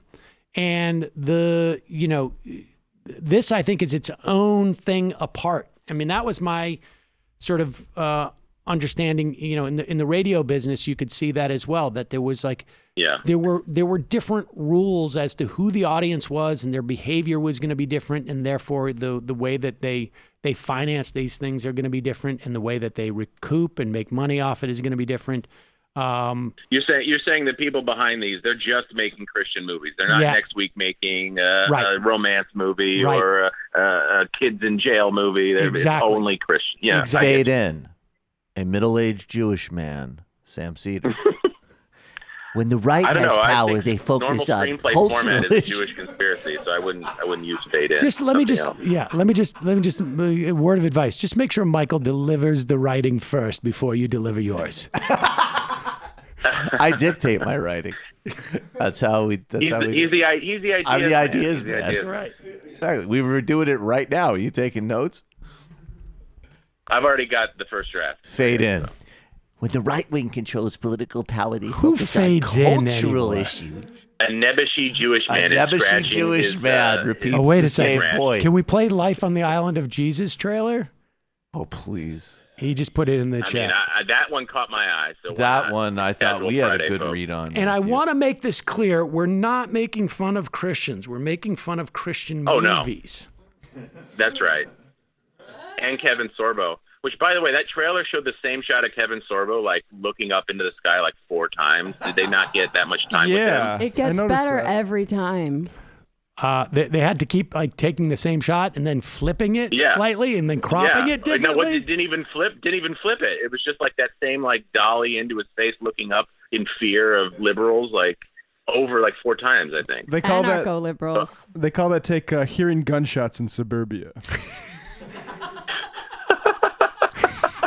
These are the same people. If he was really in the whole movie. Here it is. Official nominee. This is a documentary?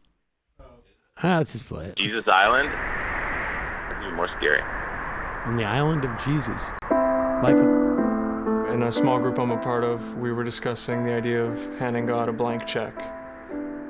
At a similar age, my parents made that decision to abandon everything and come to Quebec. Oh man, this is gonna be okay. I don't. This not. Let me just. Can I make a prediction that I hate to make? What else you got? In 10 years, the documentary that is made about the process that led to this documentary is going to be terrifying. Dinosaur Heart or Saved, Escape from Kim's Regime. I do not I think like they're all dinosaurs. documentaries. All right. These are the same people who will tag Nancy Pelosi, AOC, and me and my show and all the fake Antifa Twitter accounts in one tweet because they think that we are somehow connected. Antifa is the paramilitary wing of the Democratic Party. You are connected. Trying to take all our guns. All your Second Amendment attacks. Time for the mask off. The police are retreating because they only have tanks. Wink, wink. Well, the amazing thing is that a movie like that, it validates all of their sort of paranoid delusions, not just about Antifa, but the idea that look, we need to have these guns. It may be Antifa. It'll probably just be, black people. Hungry people. Or it could be the cops. Who knows who's going to come after us? But the point is we need to have these guns so that I can save my family in the suburbs. And if we have to go out into the woods, at least I have that survival handbook. And we're going to figure out, we're going to pick berries and shoot squirrels and, Well, there's that grab moment, all the matches that moment you in can. the trailer where he's like, we've prepared for this. This is what we've been waiting for. That's actually the most amazing moment in Red Dawn, which is my favorite Like that's an actual. Are you talking the original? The original. I haven't seen the new one. Well, that's Sam's favorite movie too. That's a legit hysterical like irony watch, and the scene where they go, and I love like all of these incredible scenes because like the Soviets totally occupy this town with like Cuban paramilitaries, but they can also literally walk up to the chain link fence where like their dad and everybody else is being detained for like a chat and not be noticed. And basically their dad pretty much tells them like, well, now you understand why I had to kick the shit out of you every day because we were planning for a Soviet invasion. I had to be like an abusive dad because the Soviets were going to come. I knew this was going to happen. Yeah, this is what I've been training you. Remember exactly all the times that I wouldn't talk to you or I was hard on you? This is why. No, he literally was like, that's why I gave you the belt because I knew this day was coming. Or that the Soviets were going to invade Idaho. That's why really, your father wouldn't speak to you. That is really disgusting to me to think these Christian films are encouraging people to believe their worst impressions about human nature and to be even more fearful and sort of, banding together in violence. It's like the opposite of what a film guy should be looking for in a film. Well, I would respect the hell out of this movie if it turns out to be like the Babadook, where like halfway through you realize that the protagonists with the guns are actually the terrifying monsters. Matt, play this. Matthew, film guy, you remember this because you worked. You may have even edited this back in the day. But when Marin and I did Break Room Live, we had We came up with this sort of, we developed a bunch of like, freestanding bits that we could just plug into on any given day. And so I had this idea that in RNC headquarters, the way that they would get their talking points was to go into the study and one of a Red Dawn poster would talk to them. And this is, I don't even know what this one was about, but we did a bunch of these. I remember this. This was Bill.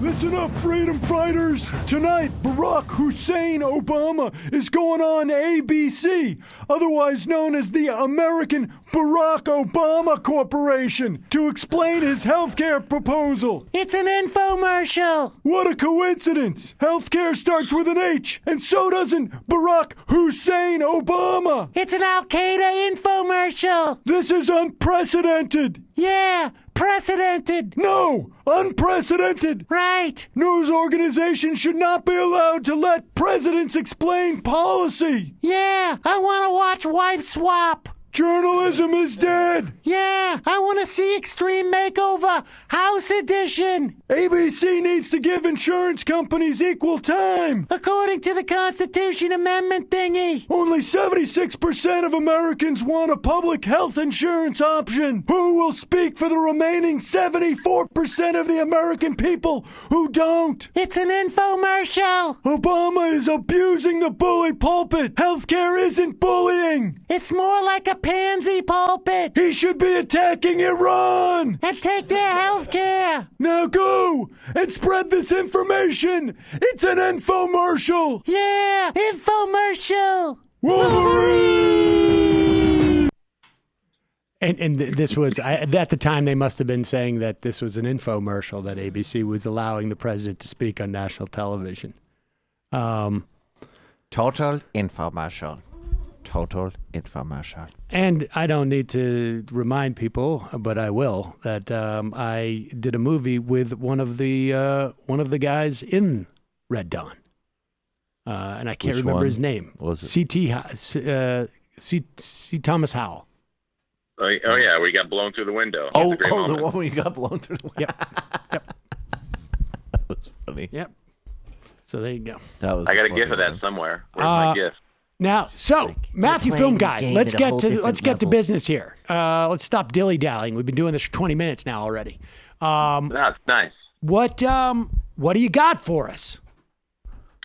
All right. So, in getting ready for this movie that I'm making with Larry Levine, he had me watch a couple directors, and one of the ones that really stuck with me and has basically become one of my favorite international directors at this point is a South Korean filmmaker named Hong Sang-soo. Now, he honesty, a true and rare artist. He's a minimalist. His films, and he's made 23 of them since the 90s. And I've only seen 4 so far, but I fell in love. His movies they play with time and repetition. So in this movie that we're making, it's kind of like there's 2 halves. I don't want to give too many spoilers about it, but Hong Sang-soo's movies often have the same plot elements replaying in a second kind of set, like it resets. And it's all about social mores and the vagaries of romantic and platonic desires. You know, it's a little bit like Eric Rohmer, if you know the French filmmaker Eric Rohmer. Not to be a pederast, but he's one of the best French filmmakers. I'm glad you're listening. Anyway, Sue, he doesn't use conventional story structure or doesn't have the kind of resolutions that you're kind of looking for. But he's a master at playing with your perceptions. Replaying the segments that you've seen from other points of view. It's just he forces you in the best way to reassess your feelings about what you've seen before and draw your own conclusions. One of the main movies I want to recommend is Right Now, Wrong Then. I showed that to my class recently, and it went over big. That actually has the same sort of now that's from 2015, if I'm not mistaken, right? That's how did you know that? Oh my God, you're so good. It's one of the more recent of his films. Yeah. Yeah. Another one that's great is Tale of Cinema. Often it has the that's from the mid-aughts, if I'm not mistaken, the mid-aughts. Yeah, good again. Right. You nailed it again. Wow, that's pretty good. Thank you. Do you know when the movie he made called The Day He Arrives was made? 2011? Yes. This is getting good. Oh. Anyway, The Day He Arrives, Right Now, Wrong Then, Tale of Cinema, and another one called In Another Country, which actually has French actress Isabelle Huppert in it. Those 4 he did that right after The Day He Arrives. That was like sort of like Irish Twins, if I'm not mistaken. Yes. Yeah, well, you know what? What's interesting about Hong Sang-soo, from what I've read... Total pederast over here. Yeah, Sam, easy on the pederasty. Please, for all our sakes. Sure. But from what I've read about Hong Sang-soo, he started making movies now with no screenplay or treatment. He starts the process just like with the actors, a location, and a rough idea, and then he writes the script every day in the morning before the shoot. Maybe, Michael, maybe you and I could do that about the Sam movie. Yeah, that's what I was thinking. Something more kind of informal. Inspirational and improvisational. You got to riff it. Yeah. But I mean, I certainly have all of Sam's What does he lines shoot on? ready. What are people shooting on? When you go up to do this film up in Buffalo, what are they shooting on? It's Long Lake. But yeah, it's digital video. It's a huge digital Arri camera. You know, it's like 4K video. Actually, we shot like 2.5K. But it's digital, baby. But it's using, cinema lenses and the full kit. So that's what we use these days. Interesting. And so that greatly diminishes the lighting requirements, yes or no? No, it doesn't change that at all. Actually, what it does is allow us to shoot for days and days and days and give the editor tons more footage to have to comb through, because you can just keep shooting because it's very inexpensive to have. And you don't have to spend 20 minutes switching the mag and checking the gate, and all that stuff is done. That's right, Sam. Those days are over. I've got like 18 terabytes of media here representing this movie. So that's why they're bringing editors on. That's why editing is starting early, because you got to log all this stuff, right? And that is exactly right, Sam. I mean, actually, editing on set, one of the benefits was that I could put together sort of drafts of some scenes and see if we needed to reshoot anything, see if anything wasn't working, take it a different way. So I was able to sort of feed back to the production while they were still on set with the actors and everybody present. It was sort of a one location thing. It was like in a cabin in the woods. Yeah. But anyway, back to Hong Sang-soo, who I want to definitely give the hugest credit for basically introducing me to the Korean drink of soju. Do you guys know what this is? It's like the Korean rice wine. Yeah, it's what they use to make Bloody Marys with in bars that don't have their liquor license. Oh, nice. Because it is consumed like in every movie. He's got like some repetitive themes, and one of them is that people getting drunk off their faces on soju and stumbling around. And it's actually, I haven't really mentioned it, but these movies are hilarious too. They have a lot of very funny, awkward moments, some deep and sort of moving stuff too, but people are always drunk and smoking a lot of cigarettes. And I get the sense that this is autobiographical for him because a lot of the characters are either filmmakers or actors, excuse me. But anyway, the fact that he makes up the script on the day and then you see what he actually comes up with is mind-blowing because the films are tightly structured and they have a very precise aesthetic, even though it's in that minimalist style. But honestly, I'm about to go on another binge and see the next 20 of his movies. So where should we start? Right now, Wrong Then? Is that the place to start? I got to say, actually, I would say start with In Another Country, because that is a home run. It has an actress that you may have seen in some other international cinema. It's really one of the more funny ones. Right Now, Wrong Then is also you can't go wrong with any of those. If you're a real film pederast, you can start with Tale of Cinema. That would be the one for the people who are really into film. That's got more of that kind of playing with the form. But all of those are excellent. Fantastic. All right. I always say I'm going to watch it, but I put on my list. And folks, not only do we put Matthew Film Guy's recommendations on our page, but we also link to his letterbox. The ministers always say there'll be an economic collapse, but that's not what Dean Baker says, you idiots. Ow! Ow! My glasses! My glasses fell. Oh no, Antifa's here. The econometrics collapse That's going to be a huge hit. That's going to be a huge hit. Also, I want to say I'm shooting my friend Ted Alexandra, who I still do his podcast, A Little Bit Me. If people want to check out a great comedian podcast, A Little Bit Me, with Ted Alexandra. He's going to be on Laughing Liberally tonight, which is a show on Broadway. I think Janine's going to do it one night where it's a bunch of libtards doing stand-up comedy about politics. Right. Should be great. Fantastic. You produced that pod? Yep. Oh, cool. I produced and edited it. Yes. It's been a lot of fun. And check it out, A Little Bit Me. Are you on mic too?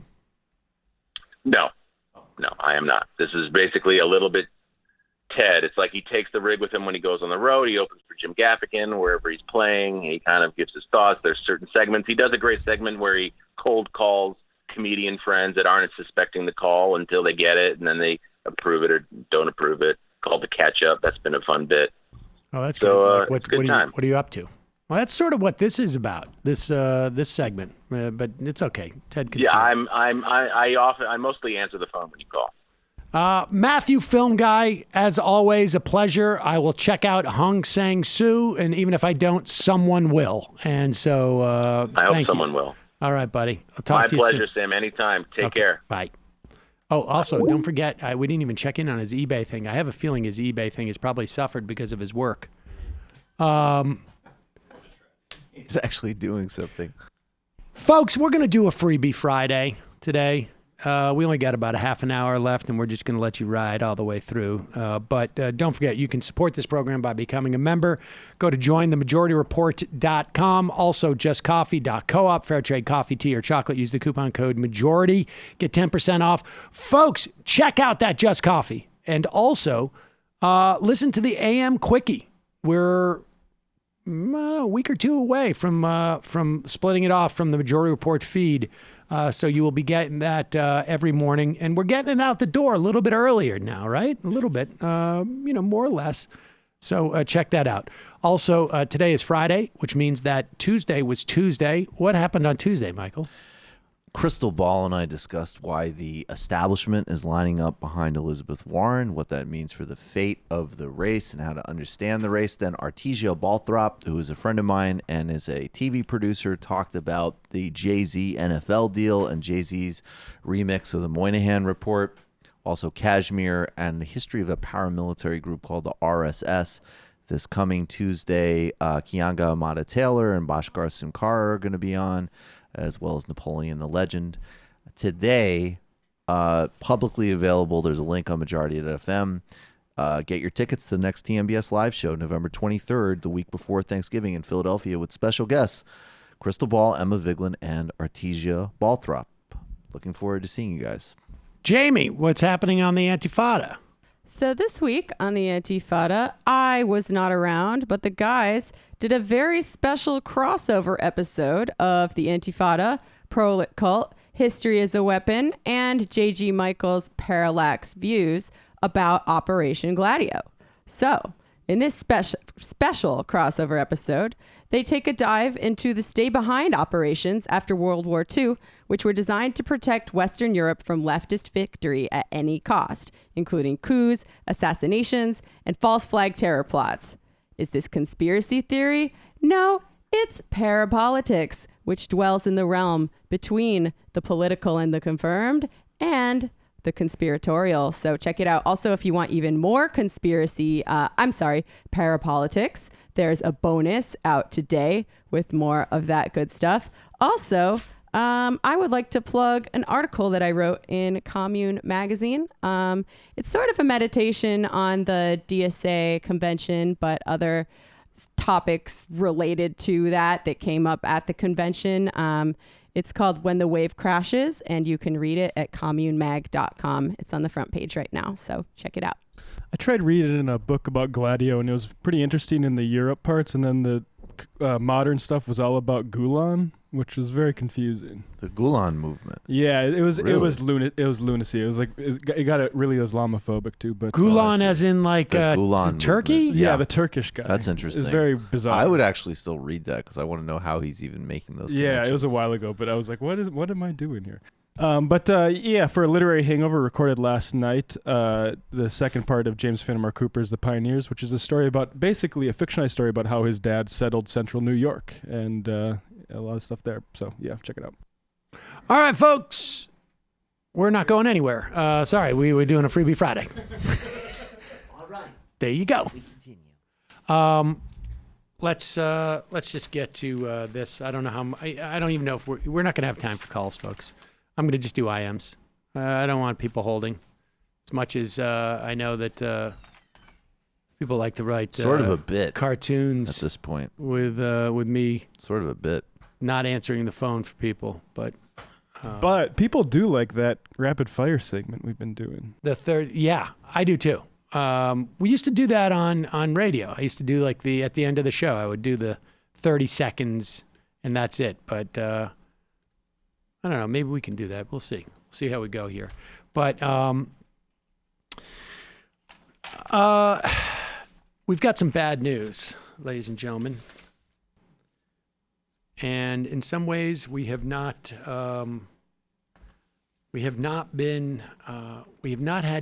dared to push the stretch of our imagination. Yes. America is clearly not the place that we all want it to be. Or maybe it is, actually.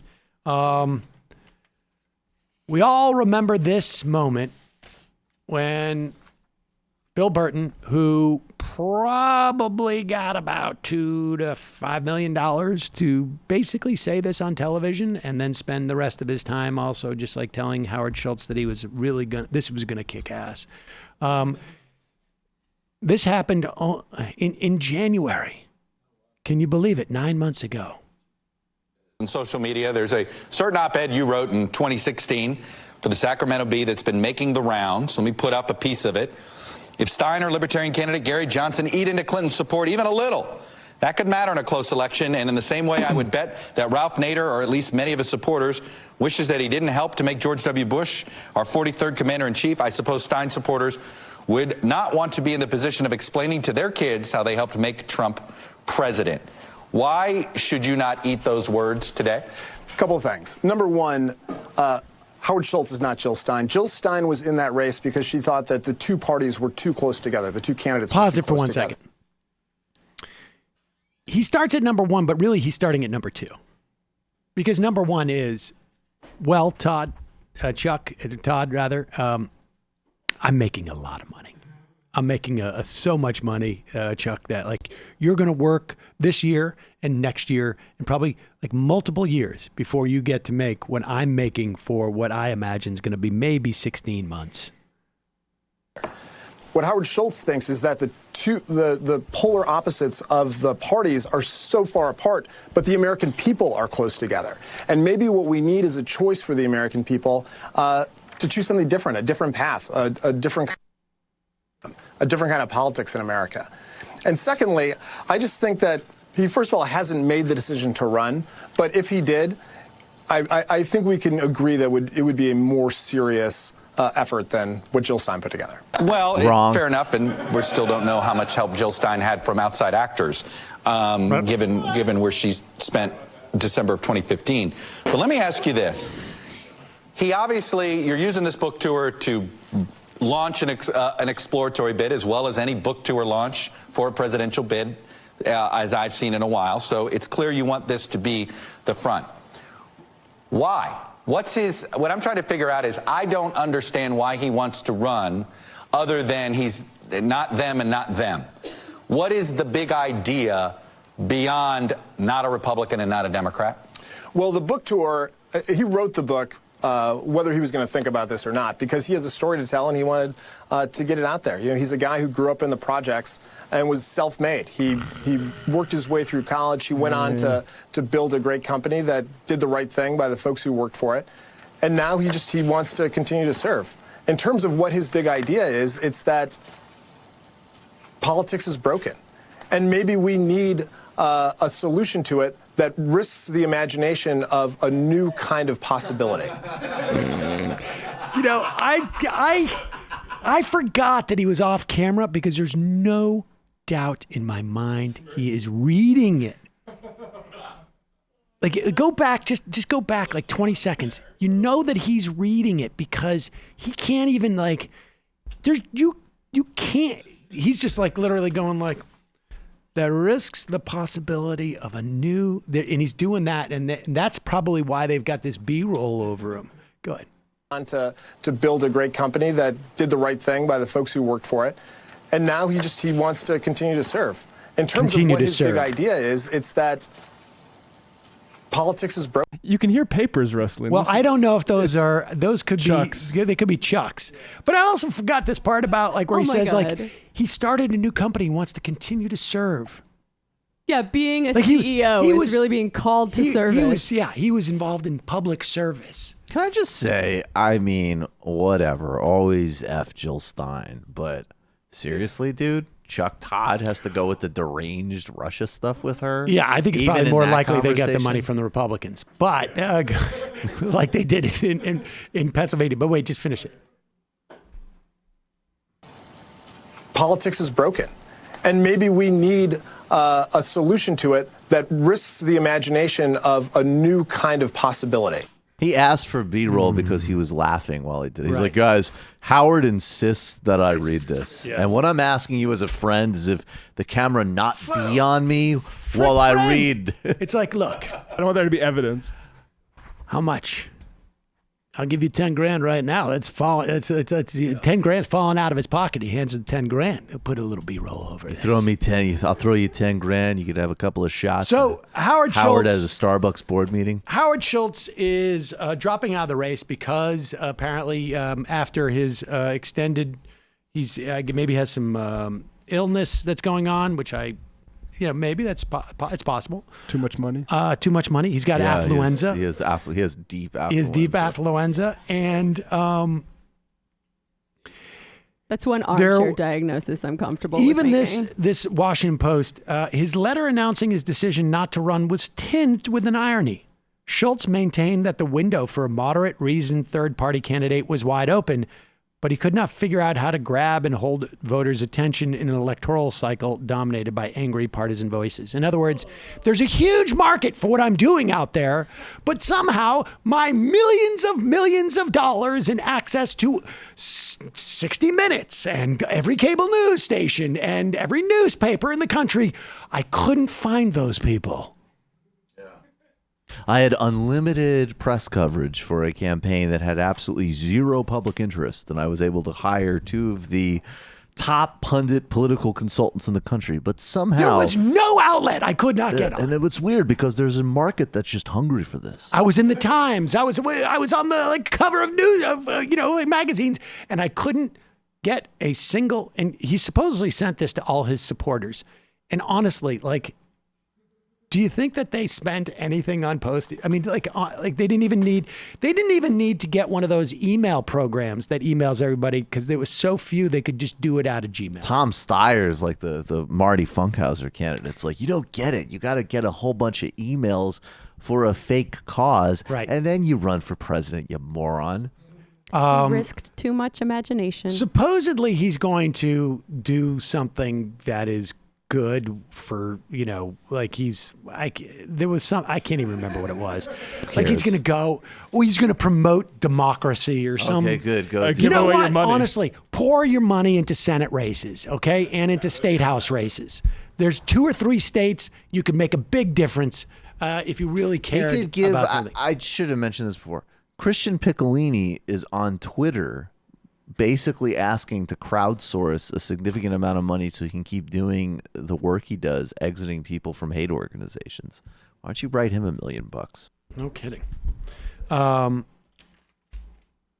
So there it is. Howard Schultz. We don't have him to kick around anymore. Now, folks, this is important. This is important stuff. As you know, Dave Rubin has joined the conservative online conservative network that launched such people as Gavin McGinnis, that promotes the homophobia of Stephen Crowder.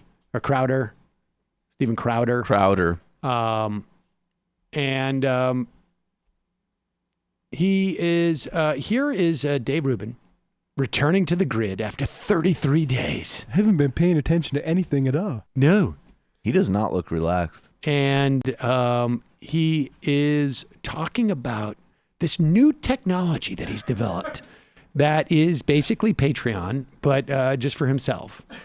And how he is going to open up. And now, folks, the gist here is for Dave Rubin is that that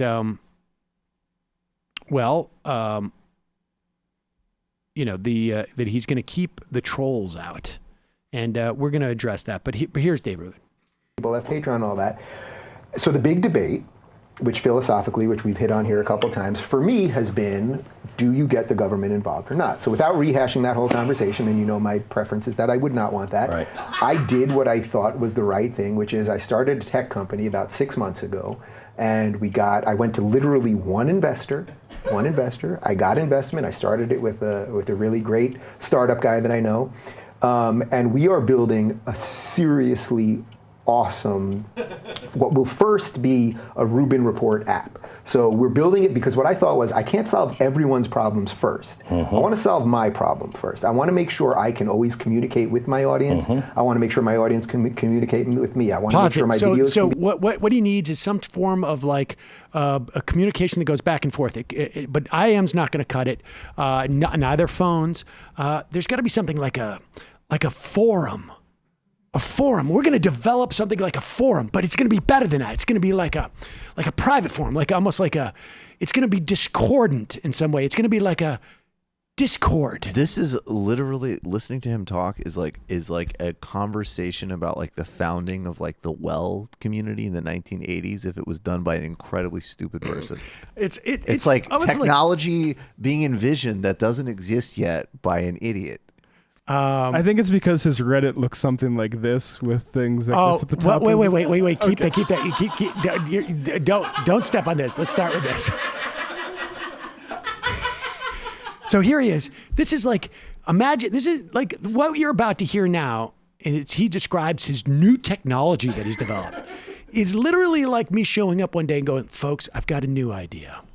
What I'm going to do is I'm going to get a backdrop behind me. And I'm going to get a microphone, and I'm going to opine about various different things. And I'm going to do it every day at the same time. We're going to stream it live through video. And that's what we've developed. But here he goes. can't solve everyone's problems first. I want to solve my problem first. I want to make sure I can always communicate with my audience. I want to make sure my audience can communicate with me. I want to make sure my videos can be posted, and if people actually subscribe, they can see them and not be manipulated. I want to figure out ways to have real community building where audience members can communicate with each other without Discord fear of channel again. censorship or being destroyed. I want to figure out how to monetize that properly so that subscribers, because if you have a subscription service, you've eliminated 99% Pause it of for the 1 trolls second. Wait a because second. you can say a lot. Now, he said, I want to learn how to monetize that properly. I'm not exactly sure what that means. I mean, the membership model is pretty well set. I mean, is he talking about he wants smaller processing fees? But we find out monetizing it properly means figure a price point that will make it hard for people who want to troll me. Because let's go to his Reddit thing. This is the problem. This is really the problem that Dave Rubin has. In his own Reddit, he doesn't own it, but it was one that was supposedly built to promote him. People are mocking him constantly, which is really rude. Things like, LOL, how can a grown adult working in media current events go off the grid? You can truly tell how much Dave Rubin cares about what's going on in the world that he goes off the grid and doesn't watch the news once. What an effing moron. Steven Crowder still thinks Hitler was a liberal socialist. Rubin panders to his boomer MAGA audience with the lame plastic straw joke. Let's see what else he got. Definitely not staged. Yes, I was truly off the grid with no phone or news for 33 days. Right. Okay. I mean, this is his fans. But let's go back. I need to hold on. Let's let this run a little bit. Subscribe, they can see them and not be manipulated. I want to figure out ways to have real community building where audience members can communicate with each other without fear of censorship or being destroyed. I want to figure out how to monetize that properly so that subscribers, because if you have a subscription service, you've eliminated 99% of the trolls, because you can say a lot of things about the trolls, but the trolls are cheap. And the trolls are nobody's going to pay me to troll me. But if you subscribe to me, they will. But if you do, guess what? I'm not creating a platform for everyone where I'm going to be hurting your free speech. I just won't take your money, and bye-bye, you're gone. So I think... Okay, pause it. Now, wait a second. Didn't he just say 15, 20 seconds earlier that we're going to have a way of communicating without any censorship or anything like that? I mean, didn't he just say that? And so now he's saying that, well, I'm going to weed out the trolls. Now, look, folks, I'm not going to promise anything right now because I want to see what these price points are. But I think it's very possible that what we're going to do,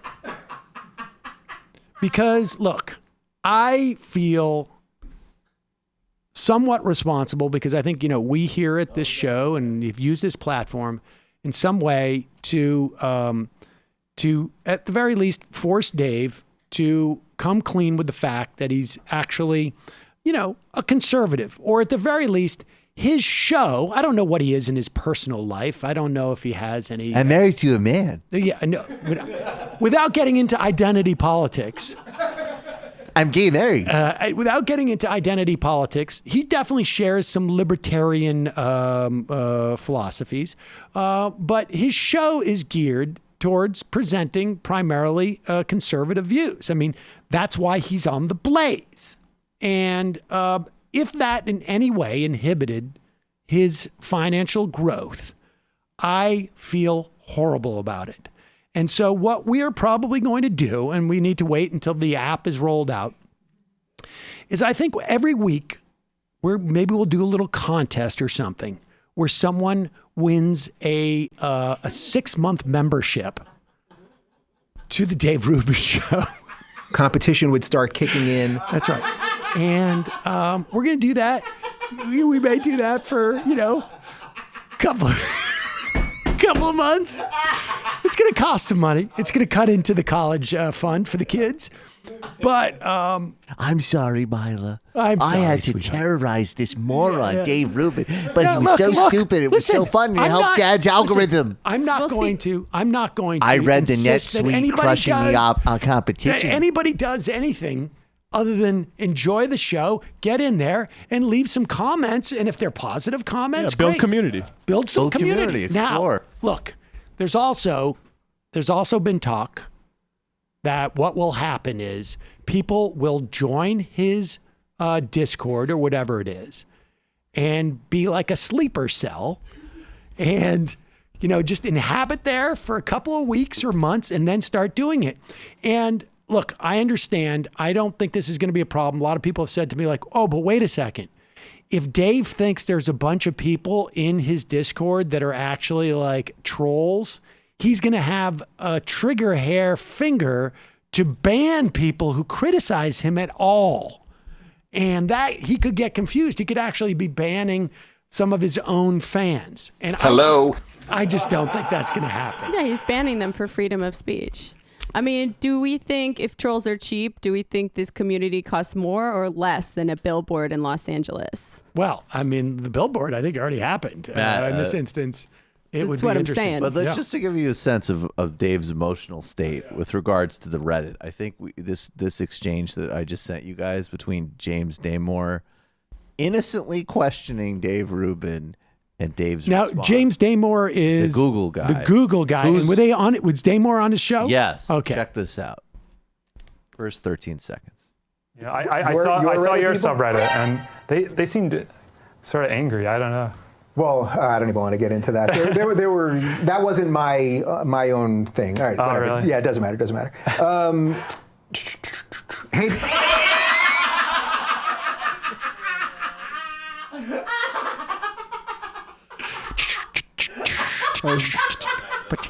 Man, warning, content's under pressure. The Bullprog on YouTube. This is Bullprog, the very talented Bullprog. Oh, that was all the way from January. That's who did the MR Fun mix song. I think he was trying to do That's the a good Ferris beat to Bueller. sample. Oh, wow. All right, and since we're on the, are we going to let this go a little more? Is there any more to that? No, I think that's it. Anyways, can we talk about the complications of Hitler now?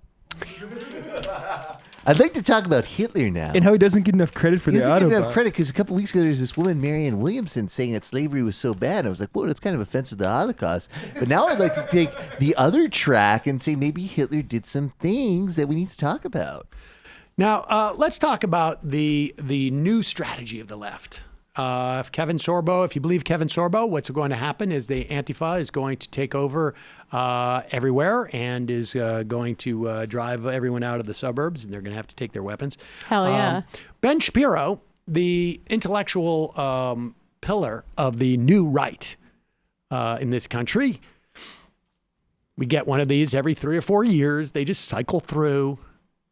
Ben Shapiro announces to the world, based upon the Daily Wire's piece, this is his outlet, Walmart caves to far left, stop selling ammo and guns. And interesting that that they perceive it to be the far left. I think there may be probably a broader audience that is a little bit upset at the mass killings that have taken place in Texas just in the past couple of weeks or all around the country. But I will credit conservatives with, at the very least, not wanting their children to be shot or their family members to be shot. Sometimes the calculation that they're willing to, increase that risk by allowing for guns doesn't make much sense. But nevertheless, I don't think they're happy about it. And so Walmart has responded in the marketplace, right? I mean, when we talk about the marketplace, when anybody talks about the marketplace, this is supposedly the wonder of the market. If your consumers don't want you to sell something, they're going to express it in multiple ways. And you make a decision. Is it worth my while? I mean, in fact, all the libertarians will tell you there wouldn't be any racism if we didn't have a Civil Rights Act, because people would boycott those lunch places that don't serve black people. Now, of course, in practice, we know that's not the case. What happens, when Chick-fil-A was funding anti-gay organizations, there was a lot of people who rallied and specifically went to Chick-fil-A. But nevertheless, Ben Shapiro has a problem with what's going on with Walmart. He says the left has found a new way of implementing policy from the top down. This policy presumably is we don't want big box stores selling guns without the use of government. Simply pressure massive corporations to do their political bidding. Now, I don't know if there was a boycott here or what. He goes on to say this is a dangerous precedent and adds to the continuing polarization of the country. Are we now going to have politically segregated big box stores? Now, what's fascinating about both of these tweets is he perceives pressure on massive corporations as a national policy on some level. It's really just one store that is not selling stuff. It is a corporation deciding it's not in their best interest to sell these baby killing machines and these people killing machines to people. It's a dangerous precedent. Now, can we look up what precedent means? Can we look up what precedent means? Because I'm curious. Precedent, I thought, meant, let me read this. It says, an earlier event or action that is regarded as an example or guide to be considered in subsequent similar circumstances. In other words, when he says this is a precedent, that would be, this is the first time that this has happened, and it's going to end up being something that happens in the future. That political groups are going to pressure businesses to do something that reflects their values. Let's see. Let's do, can we Google it before we even get to this era? I want to just go let's see. Okay. Let's just Google, conservative boycott from, what's the most recent one? Like just today, if we were to just Google conservative boycott. Let's see, we got a brief history of shit conservative boycotts. Boycott list for conservatives. BoycottLeftWingers.com. That's an actual website that has a list. Click on that. Let's see what we get here. Okay, this is updated. Oh, this is as recent as, here, slide it over. I can't see the thing. Can you slide it over? Here we go. Okay. We have, now they haven't done anything since January of 2019. Added Gillette for their man-hating commercials. Added Nike for honoring Kaepernick. Added In-N-Out Burger to the support list. Added MasterCard to the boycott list for attempting to silence conservatives. Added Publix to the support list. Waffle House removed from the support list because their gun-free policy. Coolers added to the boycott list. Yeti coolers. Adidas added to the list for supporting an American hater. Ace Hardware moved from boycott to support. I don't know that I call myself an America hater. Now, this is weird because based upon the definition of precedent, we're actually going back in time to establish this as a pattern. Can we go back to the Google list? Maybe this is just something that's recent and it's so close. Let's go to January 2011 to January 2016. Conservative launch boycott of Mozilla after gays press CEO. I don't even know what the rest of that is. Freedom from Facebook wants conservatives to boycott. Conservative groups call for a national boycott of Girl Scouts. 5 corporations that should be blacklisted by conservative, writes Town Hall in 2013. That's weird. Boycotted advertisers, mad as hell, stop fake news back in 2015. Why conservatives shouldn't boycott Chipotle. They must have been boycotting Chipotle. A conservative op-ed promotes a boycott of a 147-year-old student newspaper. There you go. Wait a second. Let's just go back in time even to 2006 to 2010. We have boycott movement against Jim Crow streetcars. Oh, that's not bad. Christian conservative boycott of Disney back in the time. GM bailout triggers calls for boycott from the conservative right. Why I'm done with Whole Foods. There you go, ladies and gentlemen. The idea that in some way it's a precedent for people, and there was no boycott for Walmart, it was just pressure. And who is he defining as the top in that? I feel like we might need to look up what that means too. The top would be, of course, down the power. And I guess he's saying that Walmart consumers are the elite in this country who are forcing this change. There you go. Once again, the pillar of the intellectual right in this country, Ben Shapiro shows, It's not going to cut it. Dropped the ball on that one a little bit. Oh, and this lastly, let's get to this clip, and then we'll just take some IMs and get the heck out of here. Fox News, Fox and Friends, they want to promote this notion of basically, I don't know if this is like a Kevin Sorbo movie tie-in, but they're talking about how everyone is outraged by this sort of rash of attacks on the New York Police Department. People are throwing milkshakes at them and dairy products. They can't go anywhere without it. This is just, and it's because the Democratic Party is promoting this. And of course, New York is pretty heavily Democratic state. And that's why this must be, one would imagine this would be completely rampant, where people are just like, for no reason at all, just go throw a milkshake at a cop day. Bill Clinton, by the Clinton Global Initiative, he was like, Ungawa, Black Power. And so Fox and Friends at these pigs. assembled a whole studio full of New York City first responders because they care.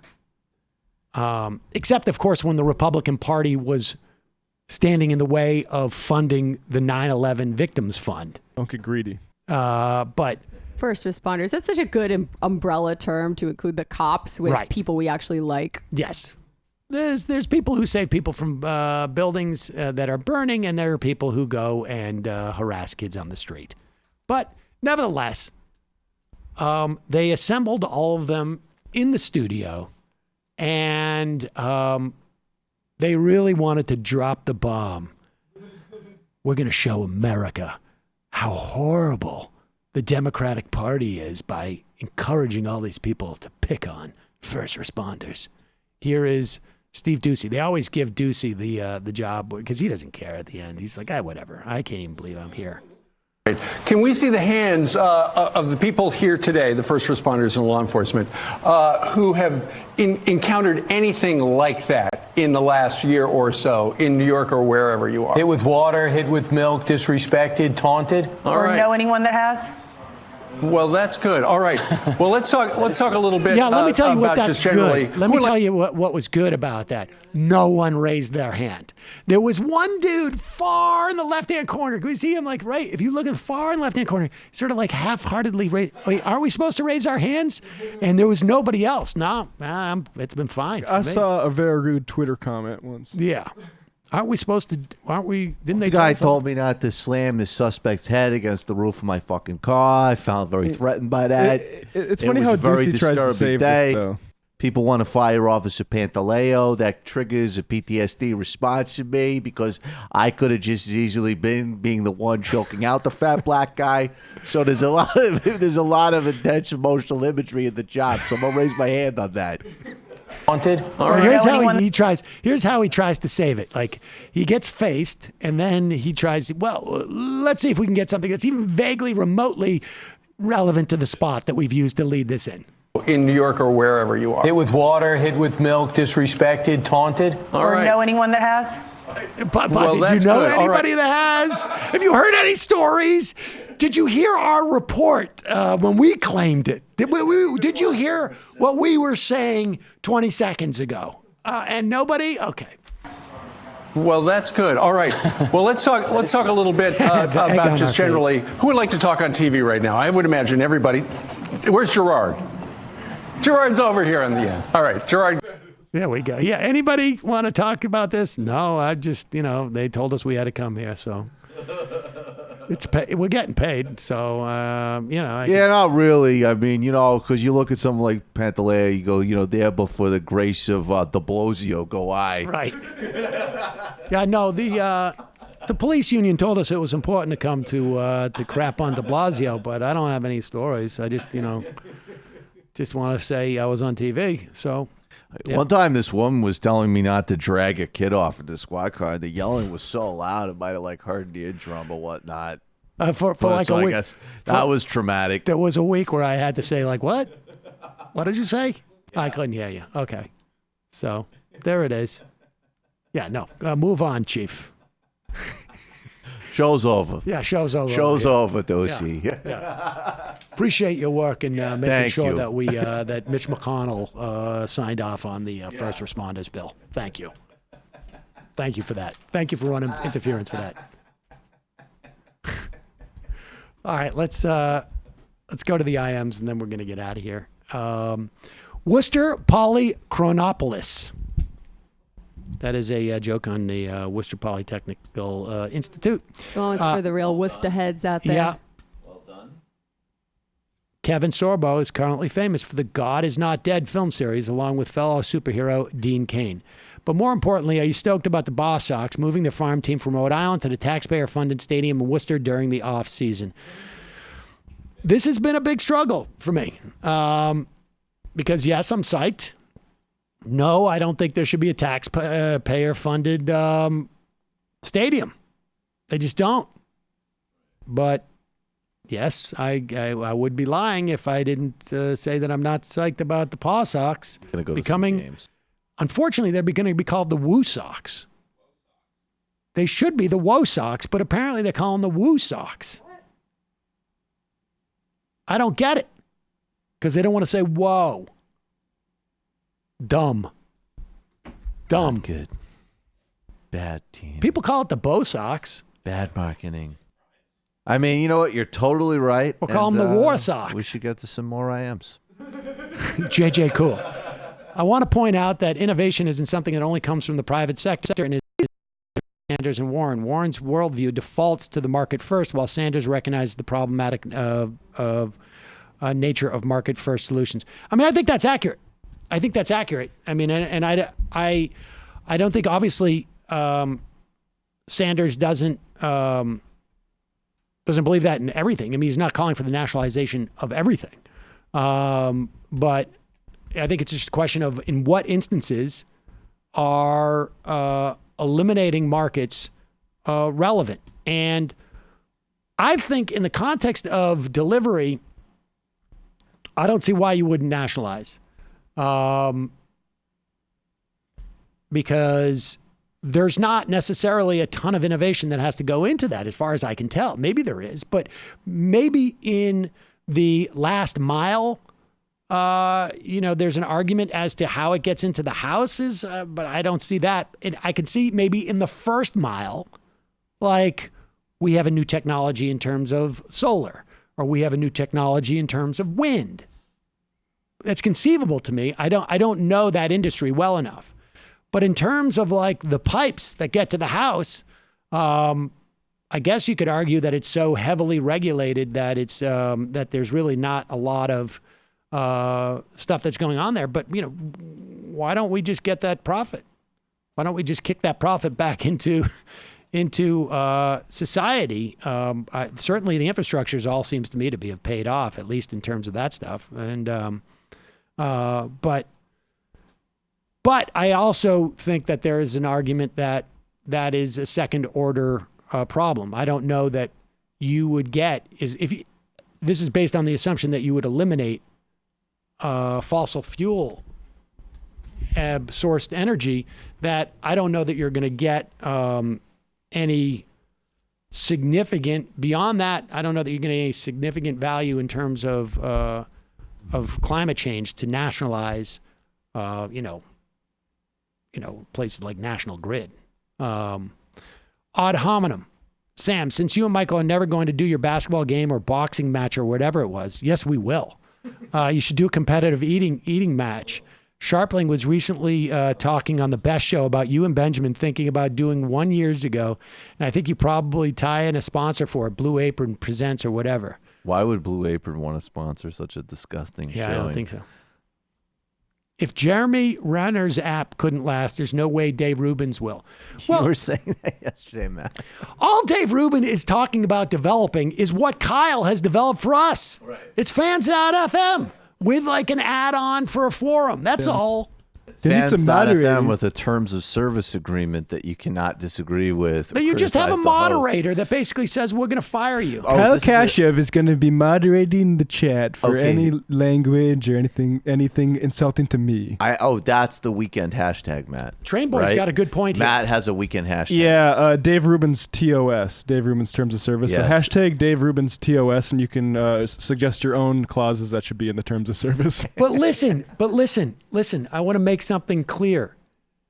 If you on that hashtag Dave Rubin's TOS, which he'll probably end up seeing, all I can say is just be careful about saying that there's you've heard of some type of rumor about people who are going to buy into his thing and be sleeper cells, because that's going to make him very nervous and uptight about the whole thing.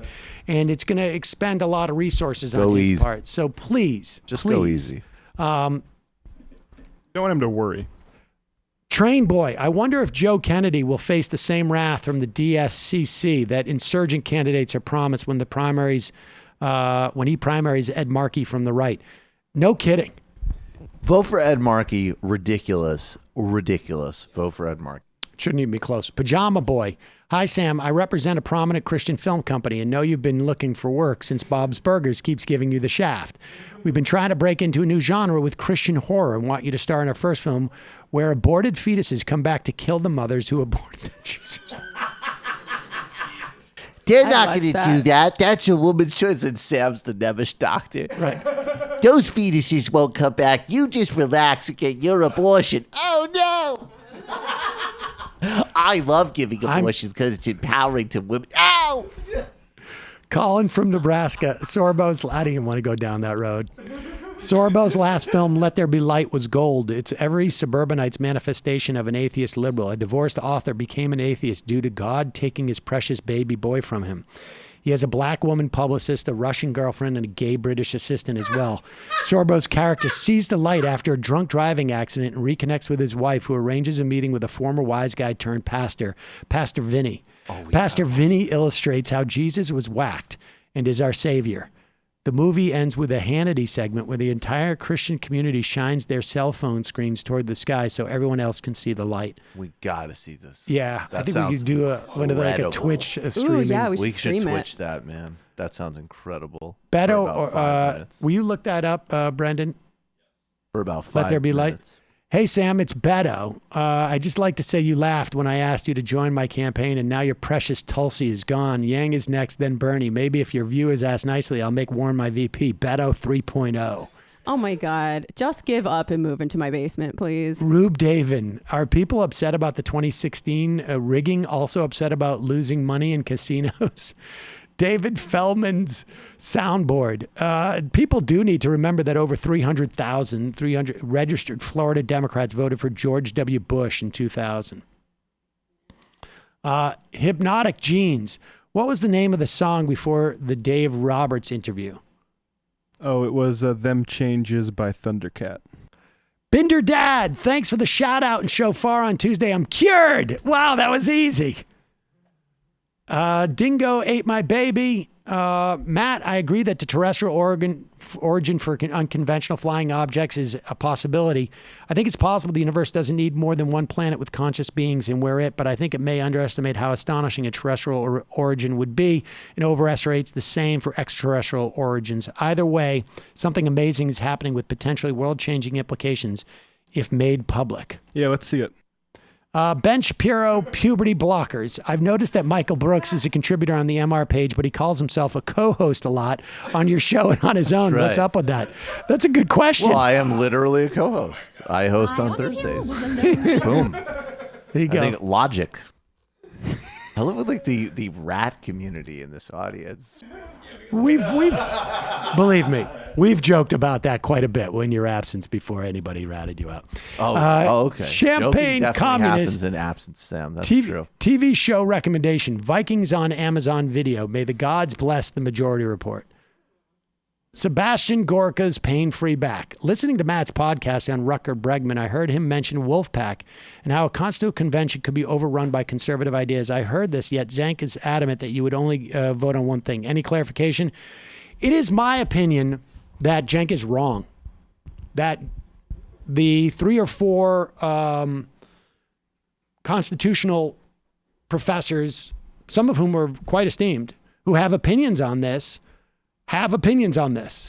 but it has no bearing as to what could actually happen in this situation. I mean, I was out in front of the Supreme Court adjacent doing interviews when they were looking at the ACA, and I spoke to half a dozen very prominent constitutional law professors who were talking about the ACA case, and they all thought the idea that you couldn't force states to expand Medicaid in the way that they did was laughable.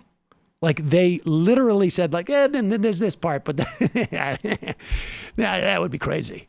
And so you just don't know in this environment with a conservative-dominated Supreme Court and also legislatures that are, some that are going to sign on are going to be dominated by Republicans, which way it would go. That's the only thing. I just don't think it's a slam dunk. I think it's very dangerous to open up that. Gabe in Iowa, the end of that Dave Roberts interview was such a bummer. All of that, look how inefficient this government is. Do you really want them taking stuff over as pure libertarian garbage? I guess that's what we should expect from Vox at this point, but still. Well, but no. I think the idea is, from his perspective, and I think there is something to be said about this. I frankly, I think, I don't see where there would be an ideological frame to this, but I could see it possibly. There would be an attempt to privatize it. But I think the idea is that you see what Donald Trump is doing to the EPA. There's an argument that you wouldn't want a Donald Trump to be able to control this stuff. But I think if you set up an agency in such a way that it's doing it, I don't know if the Department of Energy is being the way that we're storing nukes is being, well. That's just, yeah. Yeah, I don't know. But secret identity politics. There's a great Christian movie on YouTube called The Life Zone featuring Robert Loggia. It's a pro-life horror movie, and it's free to watch. That evangelical Christianity is poison, but their movies are the funniest things out there. There won't be any problem. You just have that abortion. It'll be great. Brandon, you guys should add a Bernie drop to the rotation of sound drops. Maybe make something a little sassy. Lula Libre, thank God Schultz dropped out. No kidding. All right, 3 more. Christian in Chicago. That's just the link. We'll do 3 more. Winnipeg Craig. Sam, you're running out of time to cover the Manitoba election. It's this Tuesday. The race is going to come down to a race between the NDP and the Conservatives in Winnipeg suburbs. Cross your fingers and remind your numerous Manitoba listeners to get out and vote NDP. A Square. Matt, let me echo John from San Antonio. Kudos on the deep archive selection. These were Brendan's. The review of Obama 2004 Dem convention speech was apropos also for the partial mirage that we were served, that we were all so hungry for that hopey changey thing. Sam, great interviews in Thread last week. Thanks for giving us great content. Did you see Tim Carney piece on keeping racists out of the Republican Party? I saw the headline. I meant to read it, but I was just like, ay, ay, ay. You know, that's the worst thing to look at when you're basically, listening to a podcast on the Civil War. Like you realize, Barney Sandals, huge props to Bill Burton for still grifting the hell out of Howard Schultz, class hero. And the final I am of the week.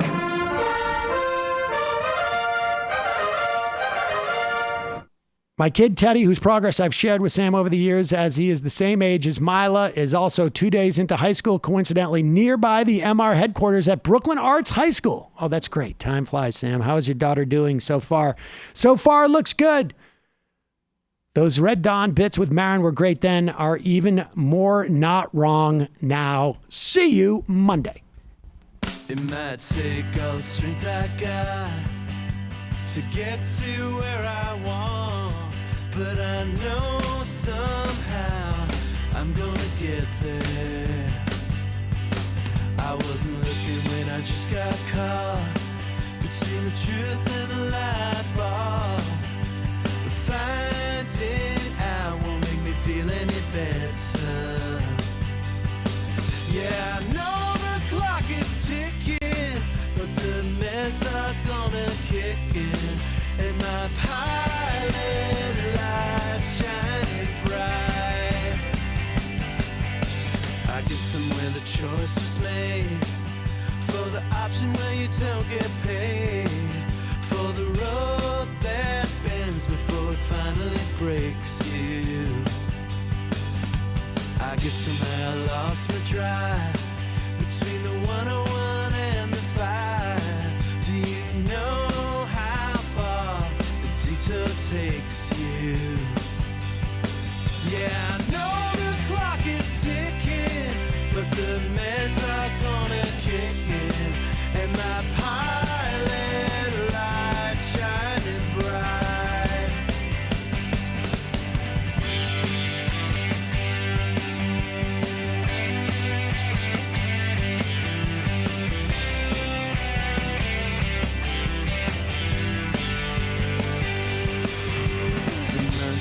Into you while I shifted in